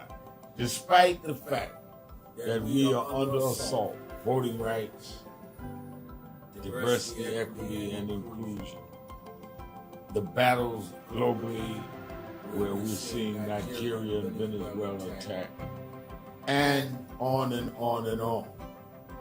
We have been steadfast as an activist organization in the tradition of Dr. King. We started the year with a national call that thousands responded to, and we were in Washington on our side of town while Trump was being inaugurated on the other side of town. And we made a pledge. We told people to lift their hand and make the pledge. And we kept that pledge to work all year to keep the dream alive. And that led into when Trump went after DEI. We supported some that were boycotting, and we started boycotting, something that had never happened. We said we're going to go buy from those that have committed to keep DEI, and went in several cities around Costco's and shopping. We've now bought stock in other companies. We're going to shareholder meeting and demand they continue DEI. We've had a sensational National Action Network convention covering the span of activity, from political empowerment to education, to how we deal with the black church, how we deal with black women development that has to deal with both discrimination based on gender and race. And of course, we came to Wall Street by the thousands and marched in late summer on the anniversary of the March on Washington. And people thought you could not get people out, and they came from all over the country. And we marched on Wall Street and had an Reverend Al Sharpton. Dominique Sharpton is sitting in for me. I am calling into the show from the state of Connecticut. This morning I did, this afternoon I did the eulogy for Stevie Jones, 55-year-old man who was having a mental health episode. His sister called 911. Police came. She was called for an ambulance. Police came. He had taken a knife and cut himself. And the police was trying to talk him into dropping the knife. A fourth cop pulled up. Now, they'd been on for 12 minutes, the police that were there. A fourth cop pulled up after 12 minutes, got out of the car and shot him and killed him, shot him 9 times and killed him on the ground. Now, the question that I raised at the funeral is that if the first 3 cops who'd been there for minutes were not fearful of the knife, they're standing there with guns. Why did a fourth cop, who was only there 9 seconds, kill this man and execute this man? So I came up with Attorney Ben Crump for me to do the eulogy, and then I just left having a meeting with Governor Ned Lamont, the governor of Connecticut, and talking about how we've got to deal with these, the training of, first of all, this policeman ought to be investigated and prosecuted. Aside from training is fine, but you need to be held accountable for the killing of this young man. And this is the second killing of a civilian with a mental health issue in the last 8 days in Hartford, Connecticut. In this particular city, 2 killings in 8 days, blacks with health issues. I talked to the governor and some of the members of the state legislature here in Connecticut about that. So I wanted to call in. I'll be in for the full show tomorrow. I'm headed back to the city. Let me also say, and I'm sure you've announced it, Dominique, that we can now say publicly that Kamala Harris, former vice president, will be at our convention as people sign up. She'll be there as well as all the others that you will announce, from Don Lemon to Lawrence O'Donnell.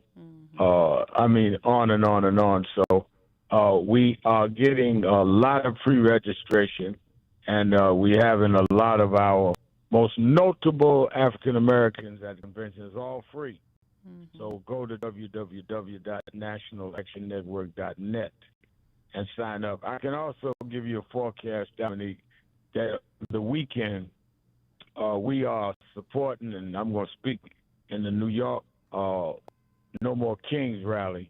And then I will have on my show on Politics Nation with Al Sharpton, I'm going to have on some of the organizers, but I'm also going to have on Robert De Niro, the actor. He's coming into the studio from the march, and our honoree at Keepers of the Dream, and he's part of No Kings, the star Billy Porter. So Billy Porter and Robert De Niro will be among my guests on Politics Nation with Al Sharpton, live at 5 on Saturday and Sunday.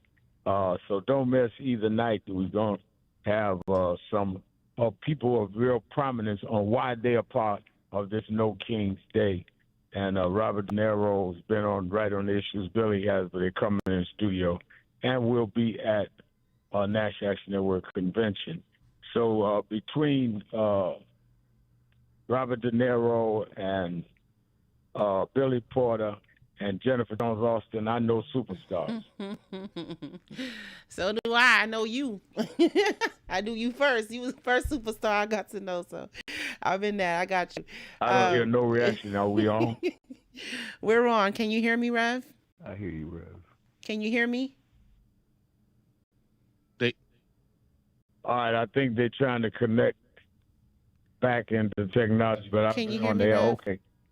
I hear you now. They cut your mic off. I've been trying all your life to mute you, and I figured it out.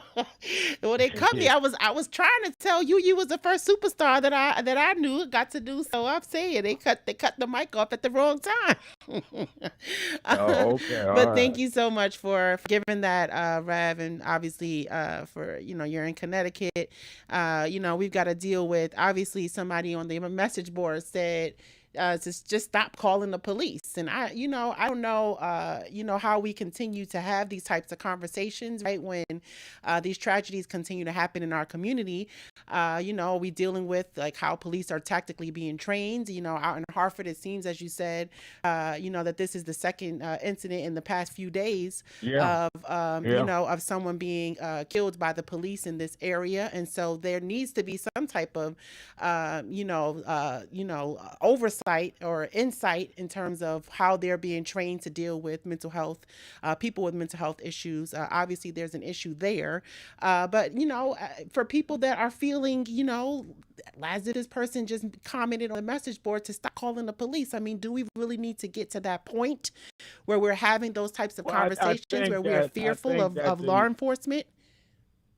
I think that the person on the message board is talking about the frustration a lot of people feel. And I think that anytime we're in a society where we feel like you can't trust the police, it shows a complete breakdown of society. The other part of that, I think, is that you've got to show that police are accountable and can be prosecuted. One of the reasons why it meant so much when we were able to get a special prosecutor in Minneapolis and got the attorney general appointed by the Governor Walz, who ended up being Kamala Harris's running mate. And they got 3 convictions, and those cops are in jail this morning. If you know that you're going to be held accountable, if you know that you're not given immunity because you're a policeman, that also helps. Because the reason why a lot of police were reckless is they felt no matter what they did, no one was going to punish them. So I think you need the training, and you need to make examples out of the bad cops by when they break the law, they face the same consequences as any citizen does. Absolutely. And in this situation with Stephen Jones, who was killed in February, obviously there hasn't been, or has there been any arrest or any type of movement in terms of dealing with the accountability being had for this police officer? Because we're looking at, over a month now that this man was killed. So this is definitely a very serious issue as it continues to happen and unveil and evolve. And certainly you are on the case as always. Thank you so much, Rev. We've got a lot to talk about and deal with. We got some folks holding on, Rev. I don't know how long you're holding on with us. No, I will let you finish the show. I don't know if Jenny's on or not. She'll be joining us momentarily, for sure. All right, but I will let you finish the show. I'll be on for the whole show tomorrow. But keep reminding people of the addition. I had promised people that I would let them know as I could.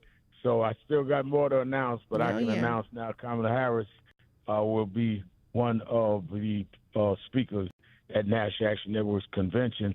They should go to www.nationalactionnetwork.net or they can call the toll-free number at 1-877-626-4651, 1-877-626-4651, and register. And I'll be in for the whole show tomorrow. I'll be on Morning Joe at 7:30 in the morning. All right. Thank you, Dominique. Thank you so much, Rev. And for those of you that are heading to that website to register for the convention, the schedule is up so you can see some of the elements that Reverend Sharpton was talking about. We've got a lot to discuss in this 4-day agenda as we will be dealing with what is going on with education, what is going on with healthcare, in terms of how we're dealing with from dealing with prescription drugs, the cost of prescription drugs, all the way to dealing with how we are dealing with black maternal health, We're also talking about corporate responsibility, what's going on with DEI, and how we can continue to elevate, diversity, equity, and inclusion in corporations and the conversations and how they are dealing with our community. We are also going to be talking about, obviously, what's going on with our voter protection and our voting rights, and how we need to be, of course, more actively involved in pursuing the fight for justice and equality as it relates to casting our ballot and the importance of voting and what's going on with that. So we've got a myriad of different things and different issues that we will be addressing in many different areas. And we want you to, of course, join us for this 4 days of action and this 4 days of this agenda to really deal with head on and hear from the top lawmakers to the legislators to the top business people to the community leaders and everyone who really can elevate the voices of what we need to really start doing and how we continue to mobilize in this moment. And so please go to the website and register. The full schedule is also there, and we will continue to announce so many different surprise elements that we will continue to announce as we get closer to the convention date. Rena D from South Carolina, I see you holding on. I'm going to get back to the phones and get your calls in. But Rena D, let's start with you, even if we have to hold you over into the next hour, because we got Sister Jennifer Jones Austin joining us. Rena D, you are on and live, keeping it real. Good afternoon. How are you doing today? I'm good. How are you? I am blessed. You know, Dominique, I remember your dad taking me out for one of my birthdays. He was a personal friend of my husband who passed away, Reverend Porter, in September. And I want to publicly, before I make my comments, thank the Reverend Al Sharpton for always keeping it real and how he came to my aid when I buried my husband. Oh, that's great. God Thank bless you. Can we just have you talk Thank up a little bit? I know that we're probably going to hear the music playing, so I think I'm going to just hold your comment, if that's okay, Sister Rena, until we come back from break. But you can join Sister Rena, and we got conversation happening here on Keeping It Real and want you to join in as well. You can call us at 1-877-532-5797. Rena, hold on. I'm coming back to you, but we're going to take this quick break. It's Dominique sitting in for the Rev, and we'll be right back with more of Keeping It Real with Sharpton. We'll be back.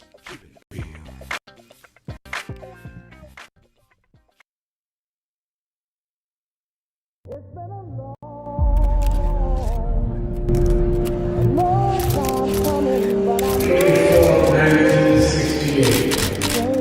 Luther King was killed in Memphis, Tennessee.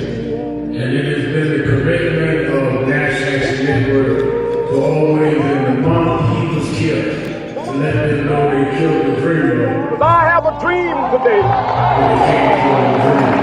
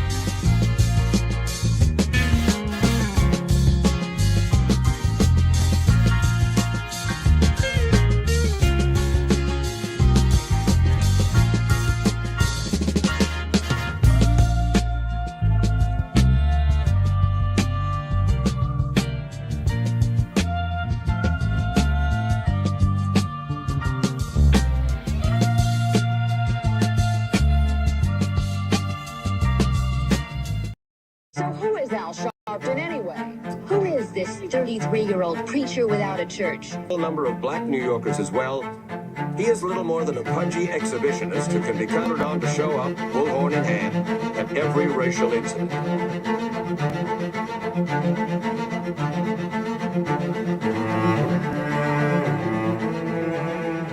I often quote Mark Twain saying, "The two most important moments in life is the moment you are born and the moment you find out why you were born." I had a very troubling conversation the other day that prompted me to do this little video. Young man that I've known a while came to me and he was crushed. I mean, really crushed, because people were criticizing his work. He's in the ministry, but he's also an actor. And he said he couldn't understand why people were jumping all over, criticizing him, trying to find scandalous and derogatory things about him. And I told him, I said, you know, you very young. You don't know the road I've traveled. They call me everything but a child of God. Racial discord, a blabbermouth, a loudmouth, too flamboyant, an agitator, a racist, I a race had to baiter. learn. Yeah, right. I was not defined by how others saw me. I was defined by how I saw myself and whether I was being true to myself. Some of you watching this don't like me. And it doesn't matter as long as I know what I'm doing and I like me for being real. So I'm doing this video to say to you, whoever you are and whatever you do, you may not be in ministry or social justice, none of this stuff, but don't live your life worried about opposition or people that don't like you. You can turn that around. Use me as an example. The same people that call me a scam artist, a con artist, a sellout, or racial hustler, I kept going. And the people I respected started respecting and publicly embracing my work. When Coretta Scott King, the widow of Dr. Martin Luther King Jr., had this to say about Al Sharpton. A leader who has protested injustice with a passionate, unrelenting commitment to nonviolent action in the spirit and tradition of Martin Luther King Jr. And I am talking about your leader, our leader, the Reverend Al Sharpton. The other thing that hasn't changed is the National Action Network's commitment to fight injustice and inequality here in New York City and across America. And that's not only a testament to Reverend Sharpton, it's a testament to all of you who are here tonight. First and foremost, to Reverend Sharpton.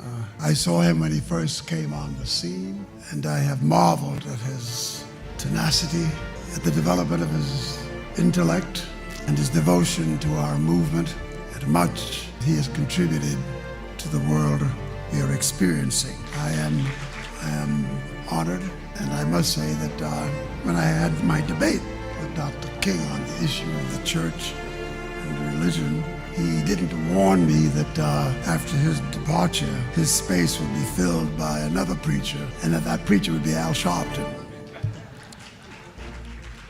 All you want in life is people that matter to you to say you did all right. And more important, that you can look in the mirror and say you did all right. Thank you, Rev. Thanks for that introduction. Look, we've known each other for a long time. I'm grateful not only for your leadership and partnership, but quite frankly, more importantly, for your friendship. And thanks to all of you, members of our nation's most important civil rights organization. You have been, over all of your years, such an extraordinary leader. You are a voice of truth, a voice of conscience, a voice of practicality around what we must address and what we can do.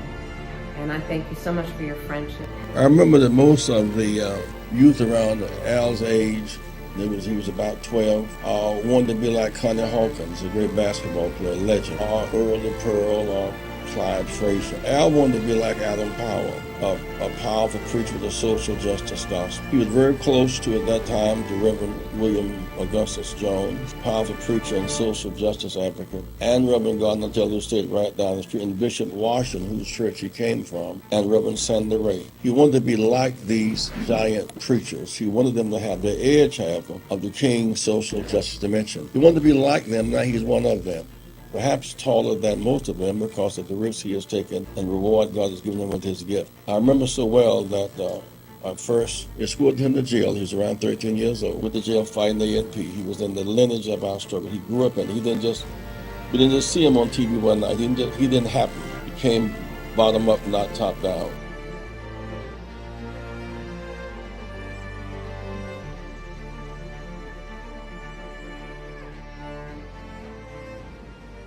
And I think that is extremely important about the funding. But I also want to add how they're changing what can be taught.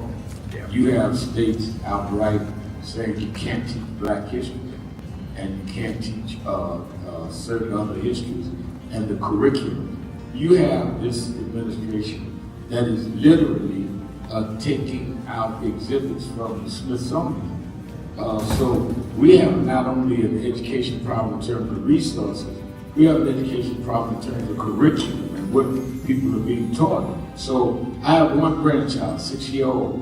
When he gets to high school, it may be just against the law for him to learn about certain parts of American history, which includes Blacks. We want to talk about slavery. We want to talk about the good side of America. Well, what does that mean? That's not history. Everything was not good. And I think that that is the threat that we've got to fight, which is why we've got to fight in the courts and the streets, because they are literally changing the textbooks as we go. As they do that, they change the opportunities, because then the fight against affirmative action is not having access to these institutions and telling these institutions, this whole fight around DEI, in which they did DEI, started at Hartford with a Black woman president. Started with them saying you can't teach diversity in an Ivy League school like Harvard. It didn't start in Little Rock at the high school. This fight, this time, was Harvard. And they went from there on. And I think that we've got to have the same resistance. If they could fight in the 50s, at ACPD with the Defense Forces together and deal with the question from Little Rock in terms of desegregation, then we that are far more educated, far more economically secure personally, have no excuse in the age of what they did in Harvard not to be standing up back in this stuff.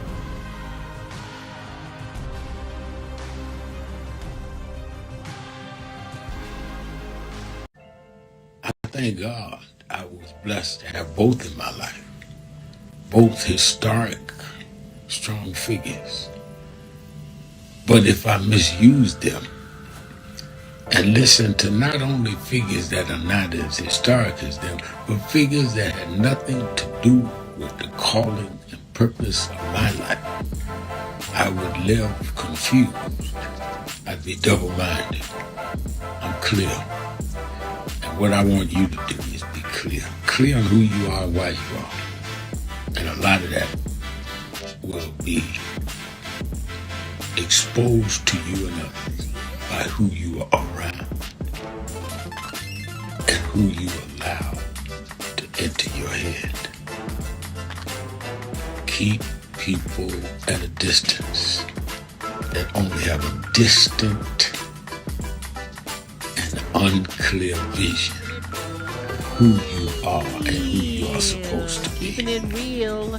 I'm Dominique Sharpton, Reverend Sharpton's eldest daughter, sitting in for Rev today. We just heard from the Rev. He is in Connecticut, where he just eulogized Mr. Stephen Jones, a man who was killed by police officer in Hartford, Connecticut. And apparently this is the second shooting of a man or a person who was dealing with mental health issues in this area in the past few days, past week and a half. Well, I'm sorry. This happened in February, but that incident, of course, have been one of a couple of incidences that have happened where Hartford police officers were involved in a shooting or killing of a person that was dealing with mental health issues. And so Reverend Sharpton just gave us that update live from Hartford, where he and attorney Benjamin Crump have joined the family to lay to rest this man, Mr. Stephen Jones. And Dominique is here. I'm here in the hot seat taking your calls as we have a lot to discuss and have had a very impactful discussion thus far on Keeping It Real. So if you want to join in on the conversation, call us at 1-877-532-5797, 1-877-532-5797. And we are going to be joined in this hour, as we are every Thursday, as it's Policy Day. We'll be joined by attorney Jennifer Jones Austin. I don't know if she's on with us yet, but we are looking forward to her joining us. And I was talking before the break, as we have been talking about reparations and so many other things, but particularly as it relates to reparations and certainly this top story that we've been discussing this afternoon, with the United States being one of the 3 countries to vote against the United Nations resolution calling slavery a crime against humanity. And so we've been talking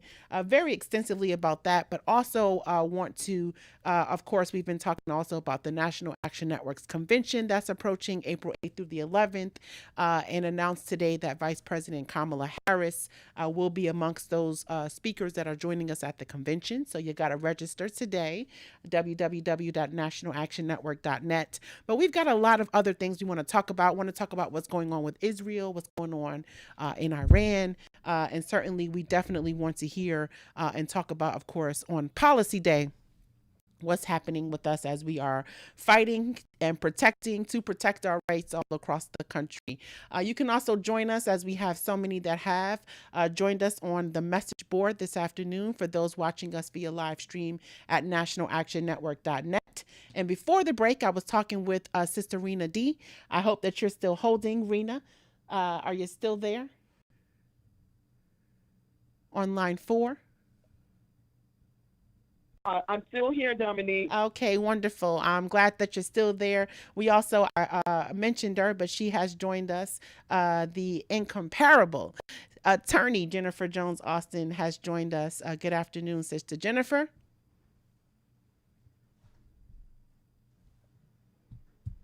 Sister Jennifer, are you there? Okay, well, I'm here. All right. Here. I think they just let me in. Okay. I'm right here, and I just wanted to say I appreciate all the love. Oh, wonderful! Trying to do my Yes. part like you. Well, we love and you. live into all that you give me. So I'm here. All right, wonderful. Glad to have you. Happy Thursday, Sister Rena. You wanted to comment on the topic of discussion, Sister Rena. You're keeping it real. Thank you so much, Dominique, and hello, Attorney Jones. I wanted to say, I wanted to speak to the stance as a former healthcare professional, a teacher, and as a minister and former assistant pastor's wife. This topic of the resolution for slavery as a crime against humanity is very important. And, I don't know if everyone knows exactly what they mean when we say reparations. But these are measures, often financial, taken to repair past wrongs, injuries, or human rights violations committed against individuals or groups, often by government, and they involve compensating victims with money, services, or apologies to acknowledge damage and to rectify injustices. That's their purpose, to make amends for wrongdoing, to restore victims to a previous condition or address systemic issues. Now, I would suggest, just as your former listeners, Mark and Rick, Anita, Rodney, and Dominique, and you're doing an amazing job sitting in the hot seat for your dad Thank you. during this Women's History Month. It's hot, You're but welcome, thank you. my dear. I am so proud of you. Thank you But so we much. need to focus on AIRS. My acronym would be AIRS, AIRS. Okay. Amends, I call it amends, indemnification, restitution, and satisfaction. Wait, give us that one more time, Rena. One more time for the folks that missed it. One more time. All right. AIRS, AIRS, where we make amends, indemnification, restitution, and satisfaction for the wrongs that were done. They were wrongdoing done to our people, and they have, as you stated, Dominique, in the past, and one of your listeners paid to Indian Americans and others, but they Jewish have a problem folks, giving and back that's to right. African Americans. That's right. And this conversation must be elevated because of the mistreatment and the miseducation. So as a former teacher, we've got to re-educate for the healing to take process. And as mothers, as women, let's get on the forefront. Let's join National Action Network and pray, because it's going to take prayer and healing so that we can get to what is at the forefront and work with your father, you and Attorney Jones and all the others as ministers. And I compel all ministers and pastors to do this, because it takes action, and we've got to go back to our roots in order to do this, and it's going to take AIRS. God bless you. Thank you. God bless you too, Sister Jennifer. I wanted to get your intake, on this as well. Many folks, and I believe this as well. With what happened with the United States not voting in favor of the United Nations resolution to identify or claim that slavery was a crime, because if the United States were to admit, right, that then they would have to be held accountable for what happens to those that deserve to be held accountable for these actions. And so I don't know in terms of, and we can have this conversation on reparations, right, for a very long time, as we have been. And there have been many legislators, even like the late Congresswoman Sheila Jackson Lee, who really devoted their career to standing for and advocating for reparations. Is that important? But if we are going to be realistic, right, in this fight or in this conversation about, how we get to a resolution, or how we even can see the possibility of us receiving or seeing reparations in our lifespan, then how does the conversation need to be shaped? I think that we are kind of getting we're really getting stuck with what we want, right, with the demand, but not really dealing with the realistic factors of how likely is this to ever come to pass, with the fact that the United States can't, for one, even acknowledge the fact that there was any wrongdoing, that they did anything wrong in this incident. Absolutely. Well, I mean, you hit the nail right on the head. I appreciate your and the caller's comments. You may remember that I serve on the New York State Reparations Commission. That's right. And the most that we were able to do with respect to the legislation that brought about the commission was a commission that would study the harms that have been visited upon people since the days of slavery and in all the years since, experienced by people of African descent here in New York State. Many people actually don't know that New York State actually was, for a while, like the epicenter of the slave trade. A lot of slave ships would come here, and then they'd deport people to other parts of the country, as well as to the Caribbean, and we had slaves in New York State. But nonetheless, what I'm really centering on is, you got to remember, the United States never has really taken accounting for all the harms that have been visited upon people during slavery, the taking of land from the Native Americans. They haven't, done what is right by Native Americans, people who have experienced discrimination in all the years since. Somebody once told me, I can't remember who it was, but somebody very wise once told me that people in power and extreme power often are hesitant to say, I was wrong and I'm sorry. And what the United States knows is that if they say, I'm sorry, I was wrong, then they know that what follows therefrom is, okay, now you've got to make things right. And so think about, like, Vietnam. Think about how they sent young people over to fight a war that didn't need to be fought. And that's when they began talking about the mental health challenges that people experienced when they came home. And the nation has never really addressed the mental health and the trauma that people who fight wars for the United States experience, the post-traumatic stress, and how that has brought about. Remember all those movies that we saw, people coming back from Iraq, Afghanistan, and they were experiencing all types of mental health challenges, and they were committing suicide, and the United States never leaned in and took a look at those issues and said, what's our culpability? So the same holds true for reparations.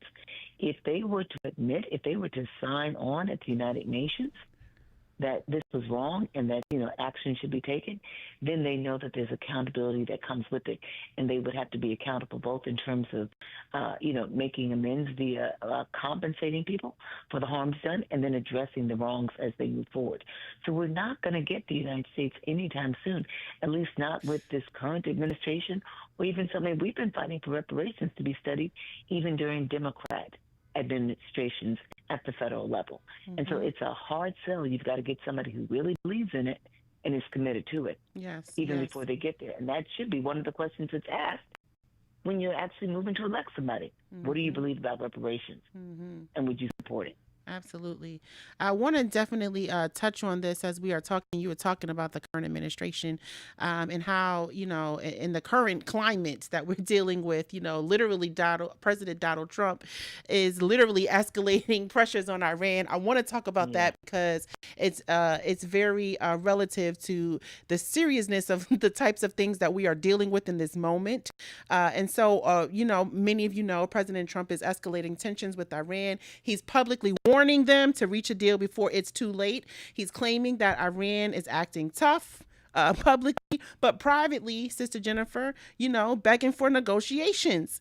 And so at this time, it's like, and all of this is at stake, right? We got the American troops, you got military families, you got global alliances, you got economic consequences and all of that.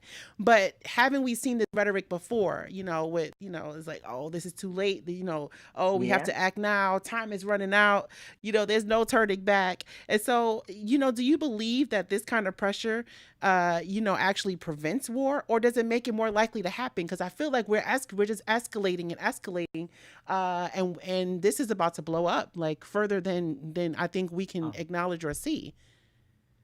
Yeah, I don't disagree with you at all. I mean, you got to remember, first and foremost, the world now knows that Donald Trump is somebody who cannot be trusted at all. At all. Iran knows that the United States is, Iran knows that they can't trust Donald Trump and the United States.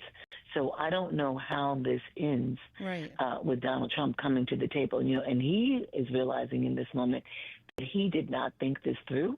And he was so busy trying to be like the big guy, the bully on the street, and he didn't have a real game plan. He now realizes that this is costing him across the world and at home, and so he's trying to sound like he's trying to get a handle on it, but it's way beyond. That's my concern at this point. It's way beyond his ability. 1-877-532-5797, 1-877-532-5797. Let's go to Wale listening to us. Oh, Wale, hold on. I hear the break. I hear the music. So we'll be back to you, Wale. But we are taking your call. Sister Jennifer, Attorney Jennifer Jones Austin, Dominique sitting in the hot seat for Rev. 1-877-532-5797. Let's get into it. Let's talk about it. But we'll be back with more of Keeping It Real with Sharpton.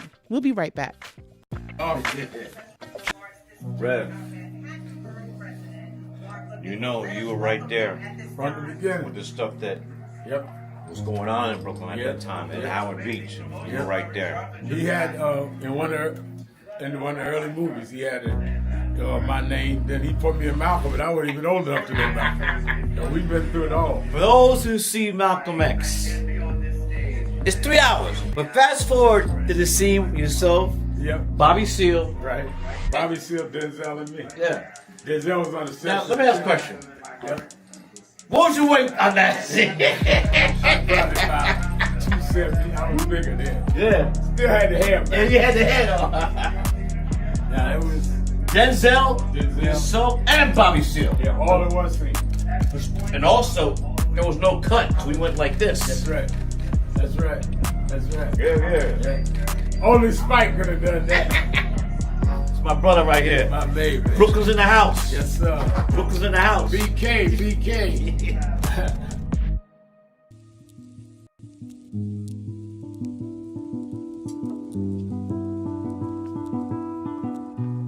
I had a thought this morning that I want to share with you about mentorship. I am able to do a lot of what I do because I had great mentors. But there are correct ways and incorrect ways to mentor people, in my opinion. I was mentored as a boy preacher by Bishop F.D. Washington, one of the great Pentecostal preachers of his time. Then Reverend William Jones, who became my pastor after Bishop Washington died, who was unquestionably in the top 5 black church ministers, theologians. Reverend Jesse Jackson, who I started my activism under his leadership, he and Reverend Jones. And I learned politics directly as a youth director from Shirley Chisholm. So even though I didn't finish college, I had the most unique education in the world from being exposed to giants. But the one thing I learned is as I grew older and people started coming younger than me and wanted me to teach and mentor them, the magic of the mentors I had is they did not want me to be their clone. They wanted me to learn things from them and use my own gifts and talents in my own unique way and let me do things on my own, because they knew that if I flopped in some things, it would teach me for the other things. They'll come and help me once I was down, but they were not going to have me avoid being down. And they were not going to impose themselves on me. Why am I saying that? Because too many mentors want clones, and too many mentees want their mentors to put them on a pedestal. Oh, so-and-so didn't do this for me. Oh, so-and-so didn't open doors for me. If they got to open doors for you, it may mean that they knew you weren't ready to go through those doors. Their job is to prepare you. Your job is to develop your own skills, your own unique ways. And I don't care if it's my daughters, who both have come into their own, or anyone else. I'm not a talent agent. I did not form National Action Network to give people their step up. I formed it to fight for justice for everybody. If talented people get in, it's my job to invest and give them a platform. It's their job to get on the platform and perform and show their ability. Sitting with me today in the office as I talk about it is one of my mentees, Reverend Stephen Marshall. Now, Stephen, you just came around us when you were how old? 11 years old. 11 years old. You just turned 40 and now you're called to the ministry? Yes, sir. And what do you do in National Action Network? I help formulate policies, lead in various regions, but most importantly, I senior advisor you on all things from social justice strategies, politics, intergovernmental affairs, you name it, community organizing, all of that stuff. And I could go through scores of others. My daughter started Huddle. They got Huddles now, which is for young people to meet once a week all over the country. I just saw the video from the Las Vegas National Action Network chapter. Now, when you decided to preach, did I ever tell you to become a preacher? Not one time. Who called you to preach? The Lord. All right. And did I say go to this school or that school? No, sir. Did I open this door, that door? Did I tell you be ready when the doors open? Always be ready and prepared. And that's what I'm saying. Get you some young people than you that you can help along the way. But don't be their talent agent. Their talent must speak for themselves. And anybody that grumbles with you about so-and-so didn't do something for them, maybe it's because they didn't feel you were ready, or that they felt if they did it, you wouldn't do it on your own. But we all don't live forever. I want the next generation to speak of me, of National Action Network, and others, the way I speak of Reverend Jones and Bishop Washington and Shirley Chisholm and Reverend Jackson. But I just don't want young people to feel that somebody ought to give them the reins of leadership or give them the reins of business or whatever it is you're in. You need to learn from their journey, get the pearls of wisdom from them, but don't have them do for you, because then it means you can't do it for yourself.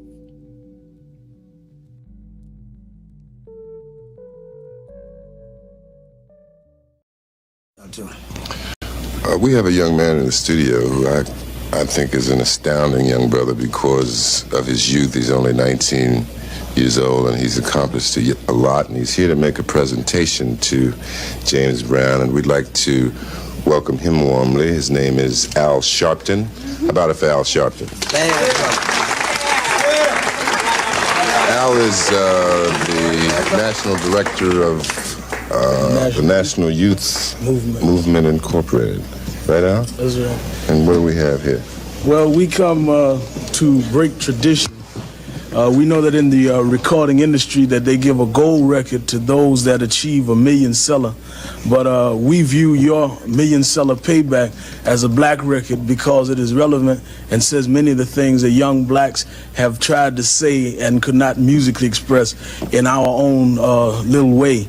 And we feel the payback is sort of like the theme song of Young Black America in 1974. Yeah.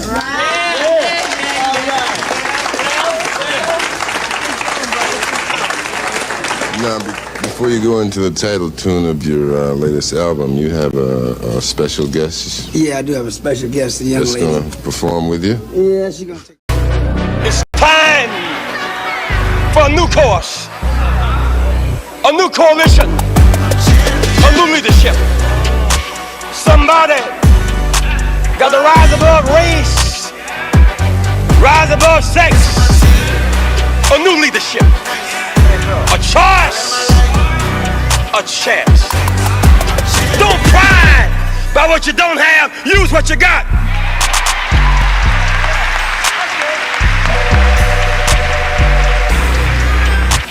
Everybody in town was scared of Goliath. We got more and more folk and fewer services. We cannot stop. We got to rise on higher. Little David. Little David took off his unnecessary garments. Little David didn't want to get weighted down with a lot of foolishness. Little David took what God gave him, a slingshot and a God biscuit, a rock.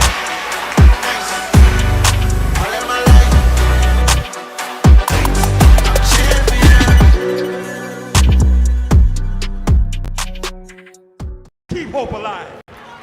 Keep hope alive. Keep hope alive on tomorrow night and beyond. Young America, hold your head high now. We can win. You must never stop dreaming. Face reality, yes, but don't stop with the way things are. Dream of things as they ought to be. Dream. Face pain. But love, hope, faith, and dreams will help you rise above the pain. Use hope and imagination as weapons of survival and progress, but you keep on dreaming, young America. Dream of peace. Peace is rational and reasonable. War is irrational in this age and unwinnable. Dream of teachers who teach for life and not for living. Dream. Keeping it real. Dominique Sharpton sitting in for Reverend Sharpton with attorney Jennifer Jones Austin. Taking your calls, 1-877-532-5797. We're going back to the phone, Sister Jennifer. We got a lot of folks holding on, so let's go back to the phones. I know that Wale was holding on. Wale, if you're still holding, you are keeping it real. Good afternoon. Hi, Sister Dominique. Hello.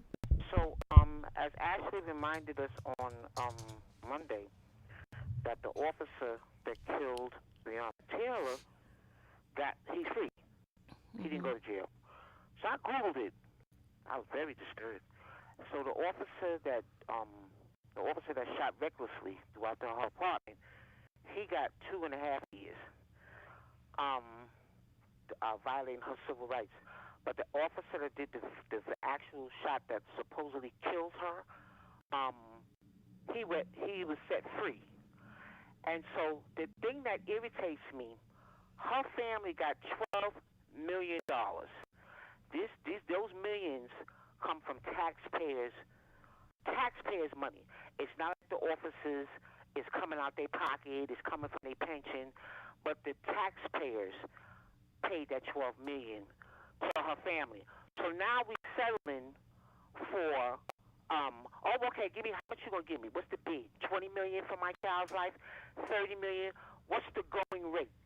And so maybe if we don't take the money, if we say, nah, we don't want the money, we want that cop in front of execution, how about we do that? Or have him under jail. How about we go that route? But the thing that just irritates me is how we're talking about, because like I said, your dad, me listening to your dad, a couple of things I learned from him, that we all going to die one day. So I look at death different since I heard him talk. And the other thing I like about it is the politics thing. Whether we want to be involved in politics or not, we need to know what's going on. So those are the two things I learned from it. Be involved, just so you know what's going on. And so getting back to Breonna, I think a lot of black people, we're tired. In the country areas and stuff like that, the rural areas are more, they don't have it like we have in the cities. They don't have the money, they don't have access to stuff and stuff like that. So a lot of them, is a lot of segregation still in a lot of those areas. So voting, they threaten, you go out there and vote, we're going to kill you. It's like the city. So we got to stop, that blaming, well, you ain't go out there and vote, so that's why this and that one got in there.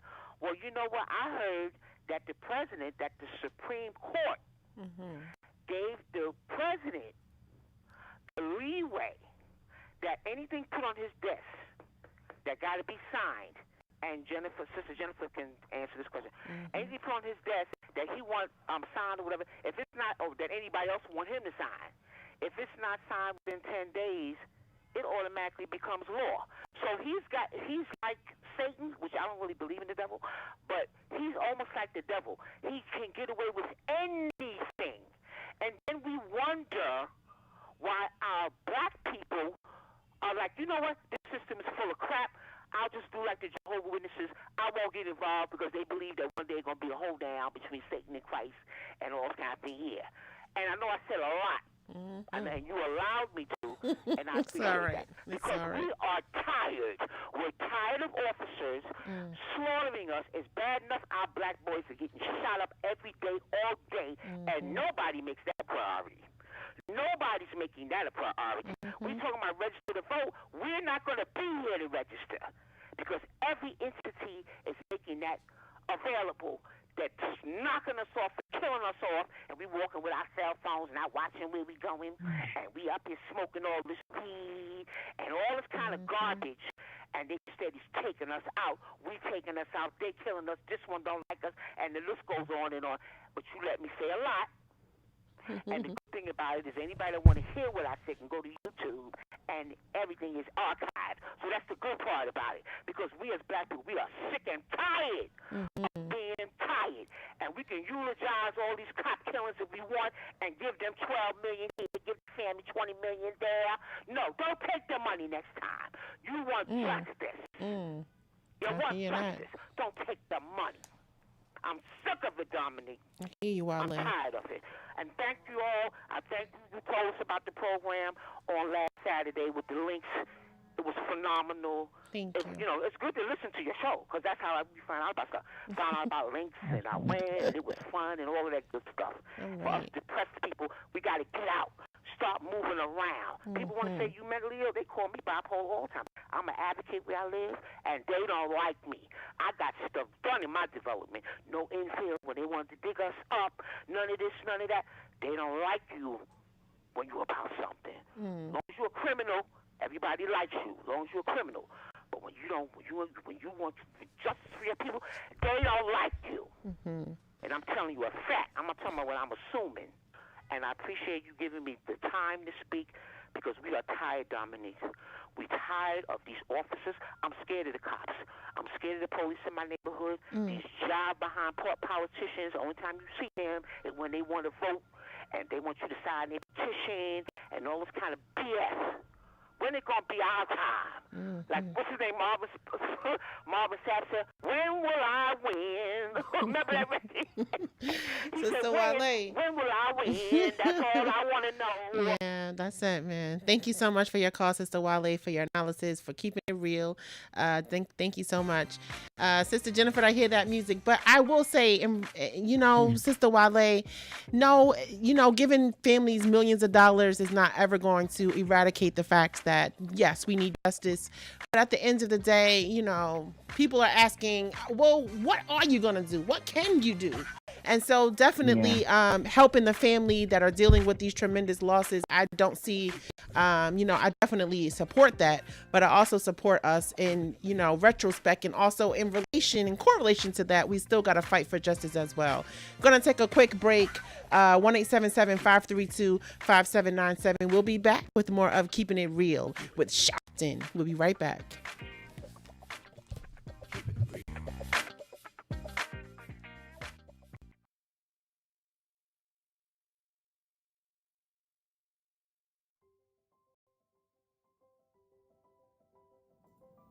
Hi, it's Reverend Al Sharpton, President and founder of National Action Network. We are at the very end of 2025, and I want to first say that I want to thank all of the officers, chapter leaders, regional directors, national staff, and certainly National Board of National Action Network for a solid and absolutely incredible year in 2025.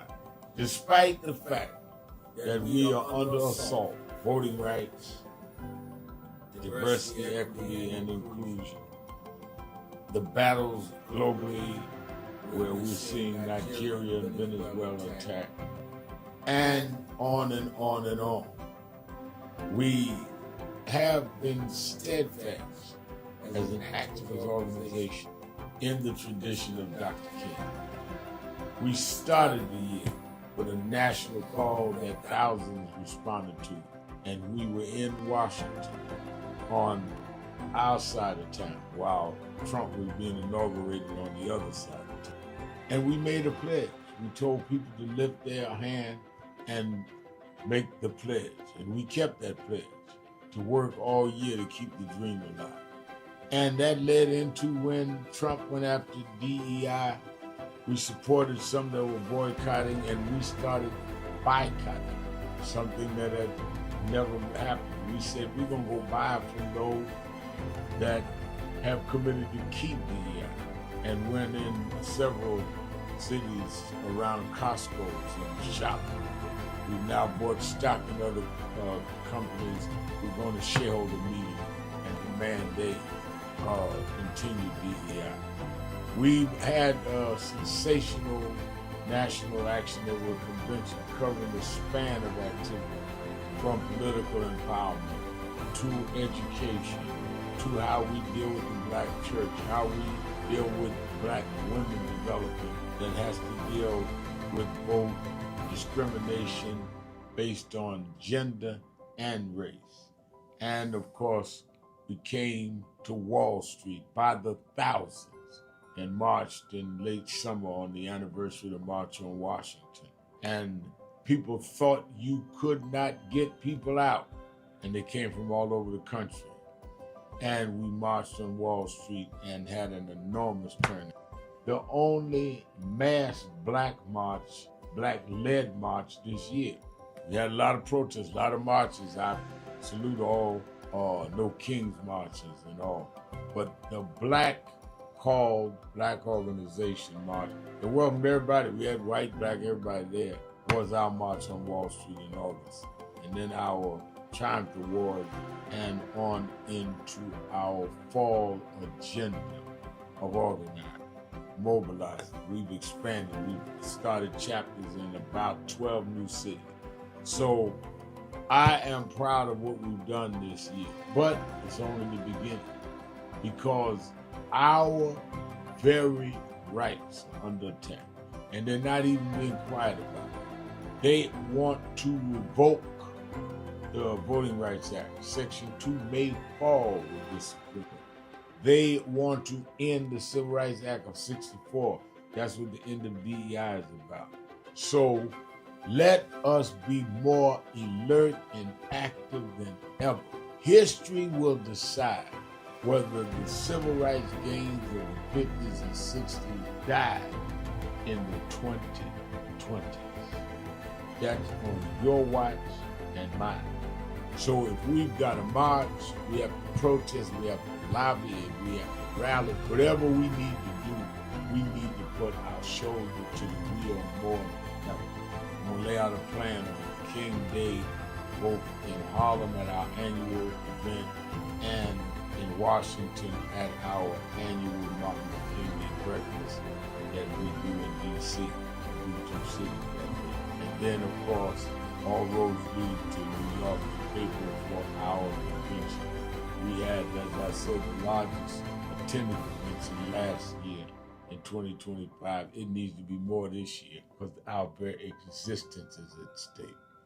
We also are closing our negotiations on a new headquarters, our national headquarters that befit our mission. I'm so excited about it, but I can't give you details. We're just about ready to sign the contract, but it will be something that will last longer than many of our lifetimes. So we came alive in 25, despite a hostile administration, despite the fact that a lot of people were intimidated and spooked into silence. We came alive in 25. Now we have to straighten out tricks in 26.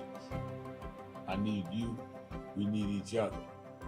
Let's do this. All these tricks, don't forget, Trump only won by 1.5%. He is trying to act like he has a mandate. No, he has a mission, Project 2025. We have the mandate that we can't let them undo what has been done. And we must even go further for the empowerment of all people. Happy New Year, and be focused.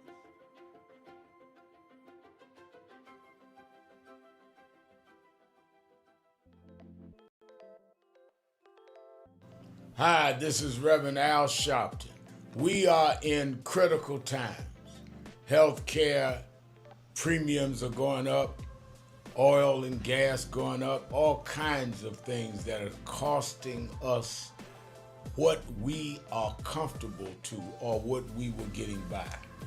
That's why I am asking you to be at the National Action Network Convention, where we're going to have leading political figures, leading civil rights leaders, leading activists, leading faith leaders, leading youth activists convene at the National Action Network Convention, April the 8th through the 11th, where we are going to strategize, hear the plenary sessions, question, and come out with how we back up this whole retrenchment of our rights and our ability to live. It's not just about rhetoric.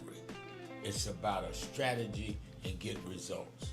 That's why we in National Action Network have always been on the front line. And we need you with us. We're keeping it real. Dominique Sharpton, Attorney Jennifer Jones Austin. You on the phones. Sister Jennifer, let's get right back into it. I see your boys holding on. Todd, listening to us from Cleveland. You know I got to get you in, Todd, on this Policy Thursday. Good afternoon, Todd. You're keeping it real. Look like we might have lost Todd. We lost Todd. Oh, no. Yes. Well, Todd, call back in if you can. I'm going to go ahead to line 5 to DJ Key, so I can get as many people in as we can to talk to Sister Jennifer this afternoon. DJ Key, you're listening to us from Cincinnati on The Buzz, and you are keeping it real. Good afternoon.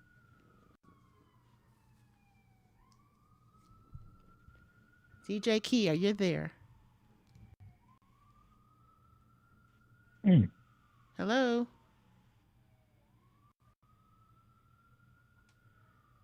One last call for DJ Key. I'm sorry, I'm here. Hello, All right. I'm here. Good afternoon. You're keeping it real. Yes. Oh, this is what I was saying. I didn't know you couldn't hear me. And I'll be quick so respect somebody else's time. What I heard someone when in regards to reparation. I heard someone. I know here they speak of how about we just get some kind of like tax break. We don't pay taxes, or then I heard someone today say about community. What I would like the same thing that the Japanese got. I would like the same thing that the Jewish people got. Why they got it from us, I don't know. We didn't have anything to do with the Holocaust. I would like the same thing the Chinese got. I would like the same type of reparation Indians got. They got land, money. I would like that. We can handle monetary reparations. We can handle that. Because what we're going to do with this is going to go into the economy anyway. We're going to buy houses. We're going to pay for things we need. And we're going to take care of children, make sure they can get to college. We're going to pay for those things. I think the fear again, like it was back then, is us becoming self-sufficient again. Yeah. Because as blacks become self-sufficient, that takes a lot of money away from a lot of entities. Just like back then when they became self-sufficient, had their own city, had their own community. They came in and destroyed everything so we can be dependent on a system. They'll talk about you being dependent on the system, but make conditions so you'll be dependent on the system. Now, DJ Key, so somebody mentioned earlier. So what we need from reparations, we need our own monetary award like everyone else got, so we can create and do the things that we're capable of doing. Now, when we look at the monetary awards or rewards, a lot of people think that, we talk about reparations, they expecting to see like how we saw with the stimulus checks, like all Black Americans going to get their bank account hit with this amount of money. And that's how reparations look like. But as a caller mentioned earlier, it could also look like, it could look like in retrospect a lot of different ways as if we're talking about financial, reparation or financial, instituting some type of economic compensation. A caller mentioned earlier that can look like, funding certain programs and opportunities and things, resources that can be available in our communities. That can look a lot of different ways. Go ahead. What we need is individual families to get what other individuals' families got so they can create and create and do for themselves. That's what we need. We need what everyone else got a chance to do. That's what needs to be looked into. How do they compensate everyone else? When they compensate them with reparations, how do they compensate them for the things that was done to them? And we deserve the exact same thing. I think when we get on here and we talk about accepting less, that's what you'll get. I listen to, Black people sometimes get on here and they'll, and I don't know, it just sounds so weak to me. What sounds weak, sir? When they talk about the things that they'll accept for the things that's been done to us, it's embarrassment. Those other people that had done even close to what we done, not even close to what we went through. I mean, how many laws was it about Jews and Mexicans? The close your, turn your head another way when you walk down the street looking at a white person. How many no Jew drink here? How many of those things? No Mexicans can drink this. How many of those things were in place? The suffering. You talk about a Holocaust. The suffering. No one suffered, lost their name, their religion. We're talking about hundreds of years. That's right. No, I and we gotta get a tax break? Yeah. But thanks for letting me express myself. Please do. And I appreciate it. The point. Thank you so much. Yeah, all right. Oh, go ahead. I just wanted to add to that appreciate the point that you're making. The challenge that we have in America is first and foremost, if the nation is not willing to ensure that people have basic food and health care, that people have adequate shelter, that the federal minimum wage today is $7.25 an hour. That's just $15,000 annually. If we have a federal government that will not ensure that Americans, black, white, and other, can meet their basic daily needs, I'm not saying that we shouldn't push for it, but I want us to understand the reality that we're grappling with. This is a nation that has, from its very beginning, been based on economic and political power, with just a select few having that. And so we need to keep pressing. And like I said, I serve on the State Reparations Commission. But it's a fight that takes more than a few people. And just to put things in context, we had more than 4 million people of African descent enslaved here in these United States. The government would come back and say when they paid reparations to the Japanese, it was only 82,000 people. So these are the things that we have to have the data. I'm not saying we don't press. But what I am just doing is reminding us of how difficult this fight is, because from day one, it's always been about making sure that people of color do not have the resources to survive. And what I'm saying is, our pressure should be, we want the exact type of reparation that were given to others who did less. If we demand the exact same, you can work backwards from there if you have to. But I'm saying at the starting line, we deserve that. So you want to work backwards? Cool. Yeah. We say work backwards, that's cool. But I'm saying at the starting line, every other entity got this, and this. No. We're not going to talk about accepting less. Let's start there. If we got to work backwards, but let's start there. Thank you so much, and I DJ appreciate Key. y'all letting me speak. Definitely. Let's go to Raj. Let's get Raj in there from Cleveland. Raj, if you're on, you are keeping it real. Good afternoon. Hey guys, how you doing? All right, how are you? Young ladies. Hey, you had mentioned, you were talking earlier about the U.S. Accepting the reparations or agreeing with it. Also, they've been downgraded from being a functional democracy by the VDEM Institute, Institute. Yeah, and that's directly tied with Trump and his policies. But you were talking about what we could do now. It starts with adult level education. And I'm not talking about academic, school and all that. Just like starting with political events from now back to, you can go far as back as you like, but at least to the 50s and 60s, because of when the civil rights, or what we call black modern era, when the civil rights era was passed, because there's events like just basic stuff that as a people we should know that too many of us don't know, and a lot of them were caught up in voting for Trump or voting the couch, like the Southern strategy, okay?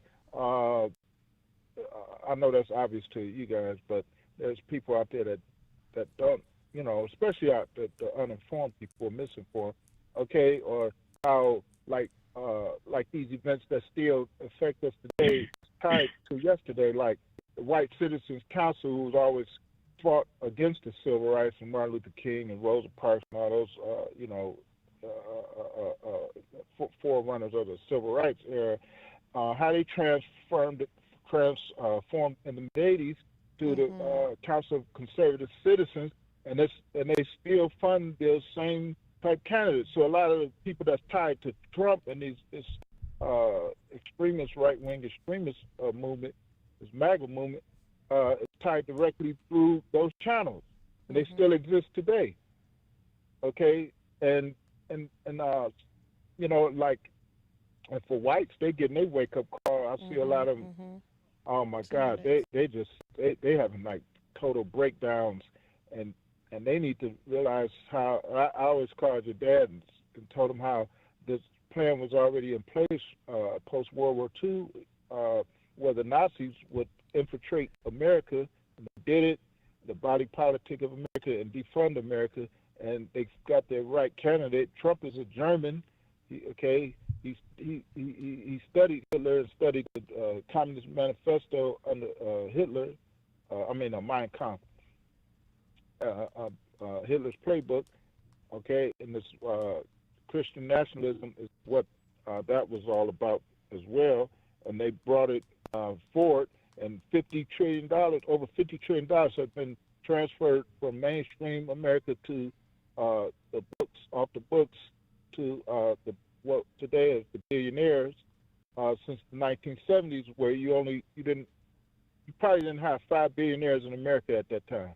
You only had up to 15 tops during the 80s, billionaires, and now you got all these billionaires, and that's directly tied to the transfer and the laws that were passed so that you could buy candidates and set up these corporate, big, large super PACs where they can operate and buy off the candidates, particularly the Republican Party, where they are transferred to during the Southern strategy, which was nothing more than a regrouping of the old Dixiecrats to continue their movement. And all these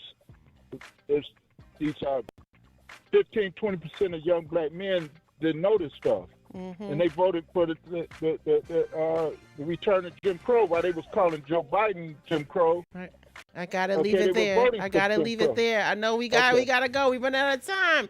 Thank you so much for your call. Thank you to all those that called and got in today with their analysis, and for those who joined us on the message board. Thank you, Sister Jennifer Jones Austin, as always, for your insightful analysis. And remember, Politics Nation with Al Sharpton is on every Saturday and Sunday. Make sure y'all tuned in. As Rev said, we got a lot of special guests coming on this weekend. But tune in, MS Now, 5:00 p.m. Eastern Time. And this Saturday, Rev will be at the Saturday Action Rally and Broadcast that begins live at 9 a.m. on Impact Television and 107.5 WBLS FM. And remember, whatever you do, wherever you go, however you feel, make sure you tell somebody that Reverend Al, Dominique, Attorney Jennifer Jones Austin told you got to keep it real. Keep it real. Keep it real. We'll talk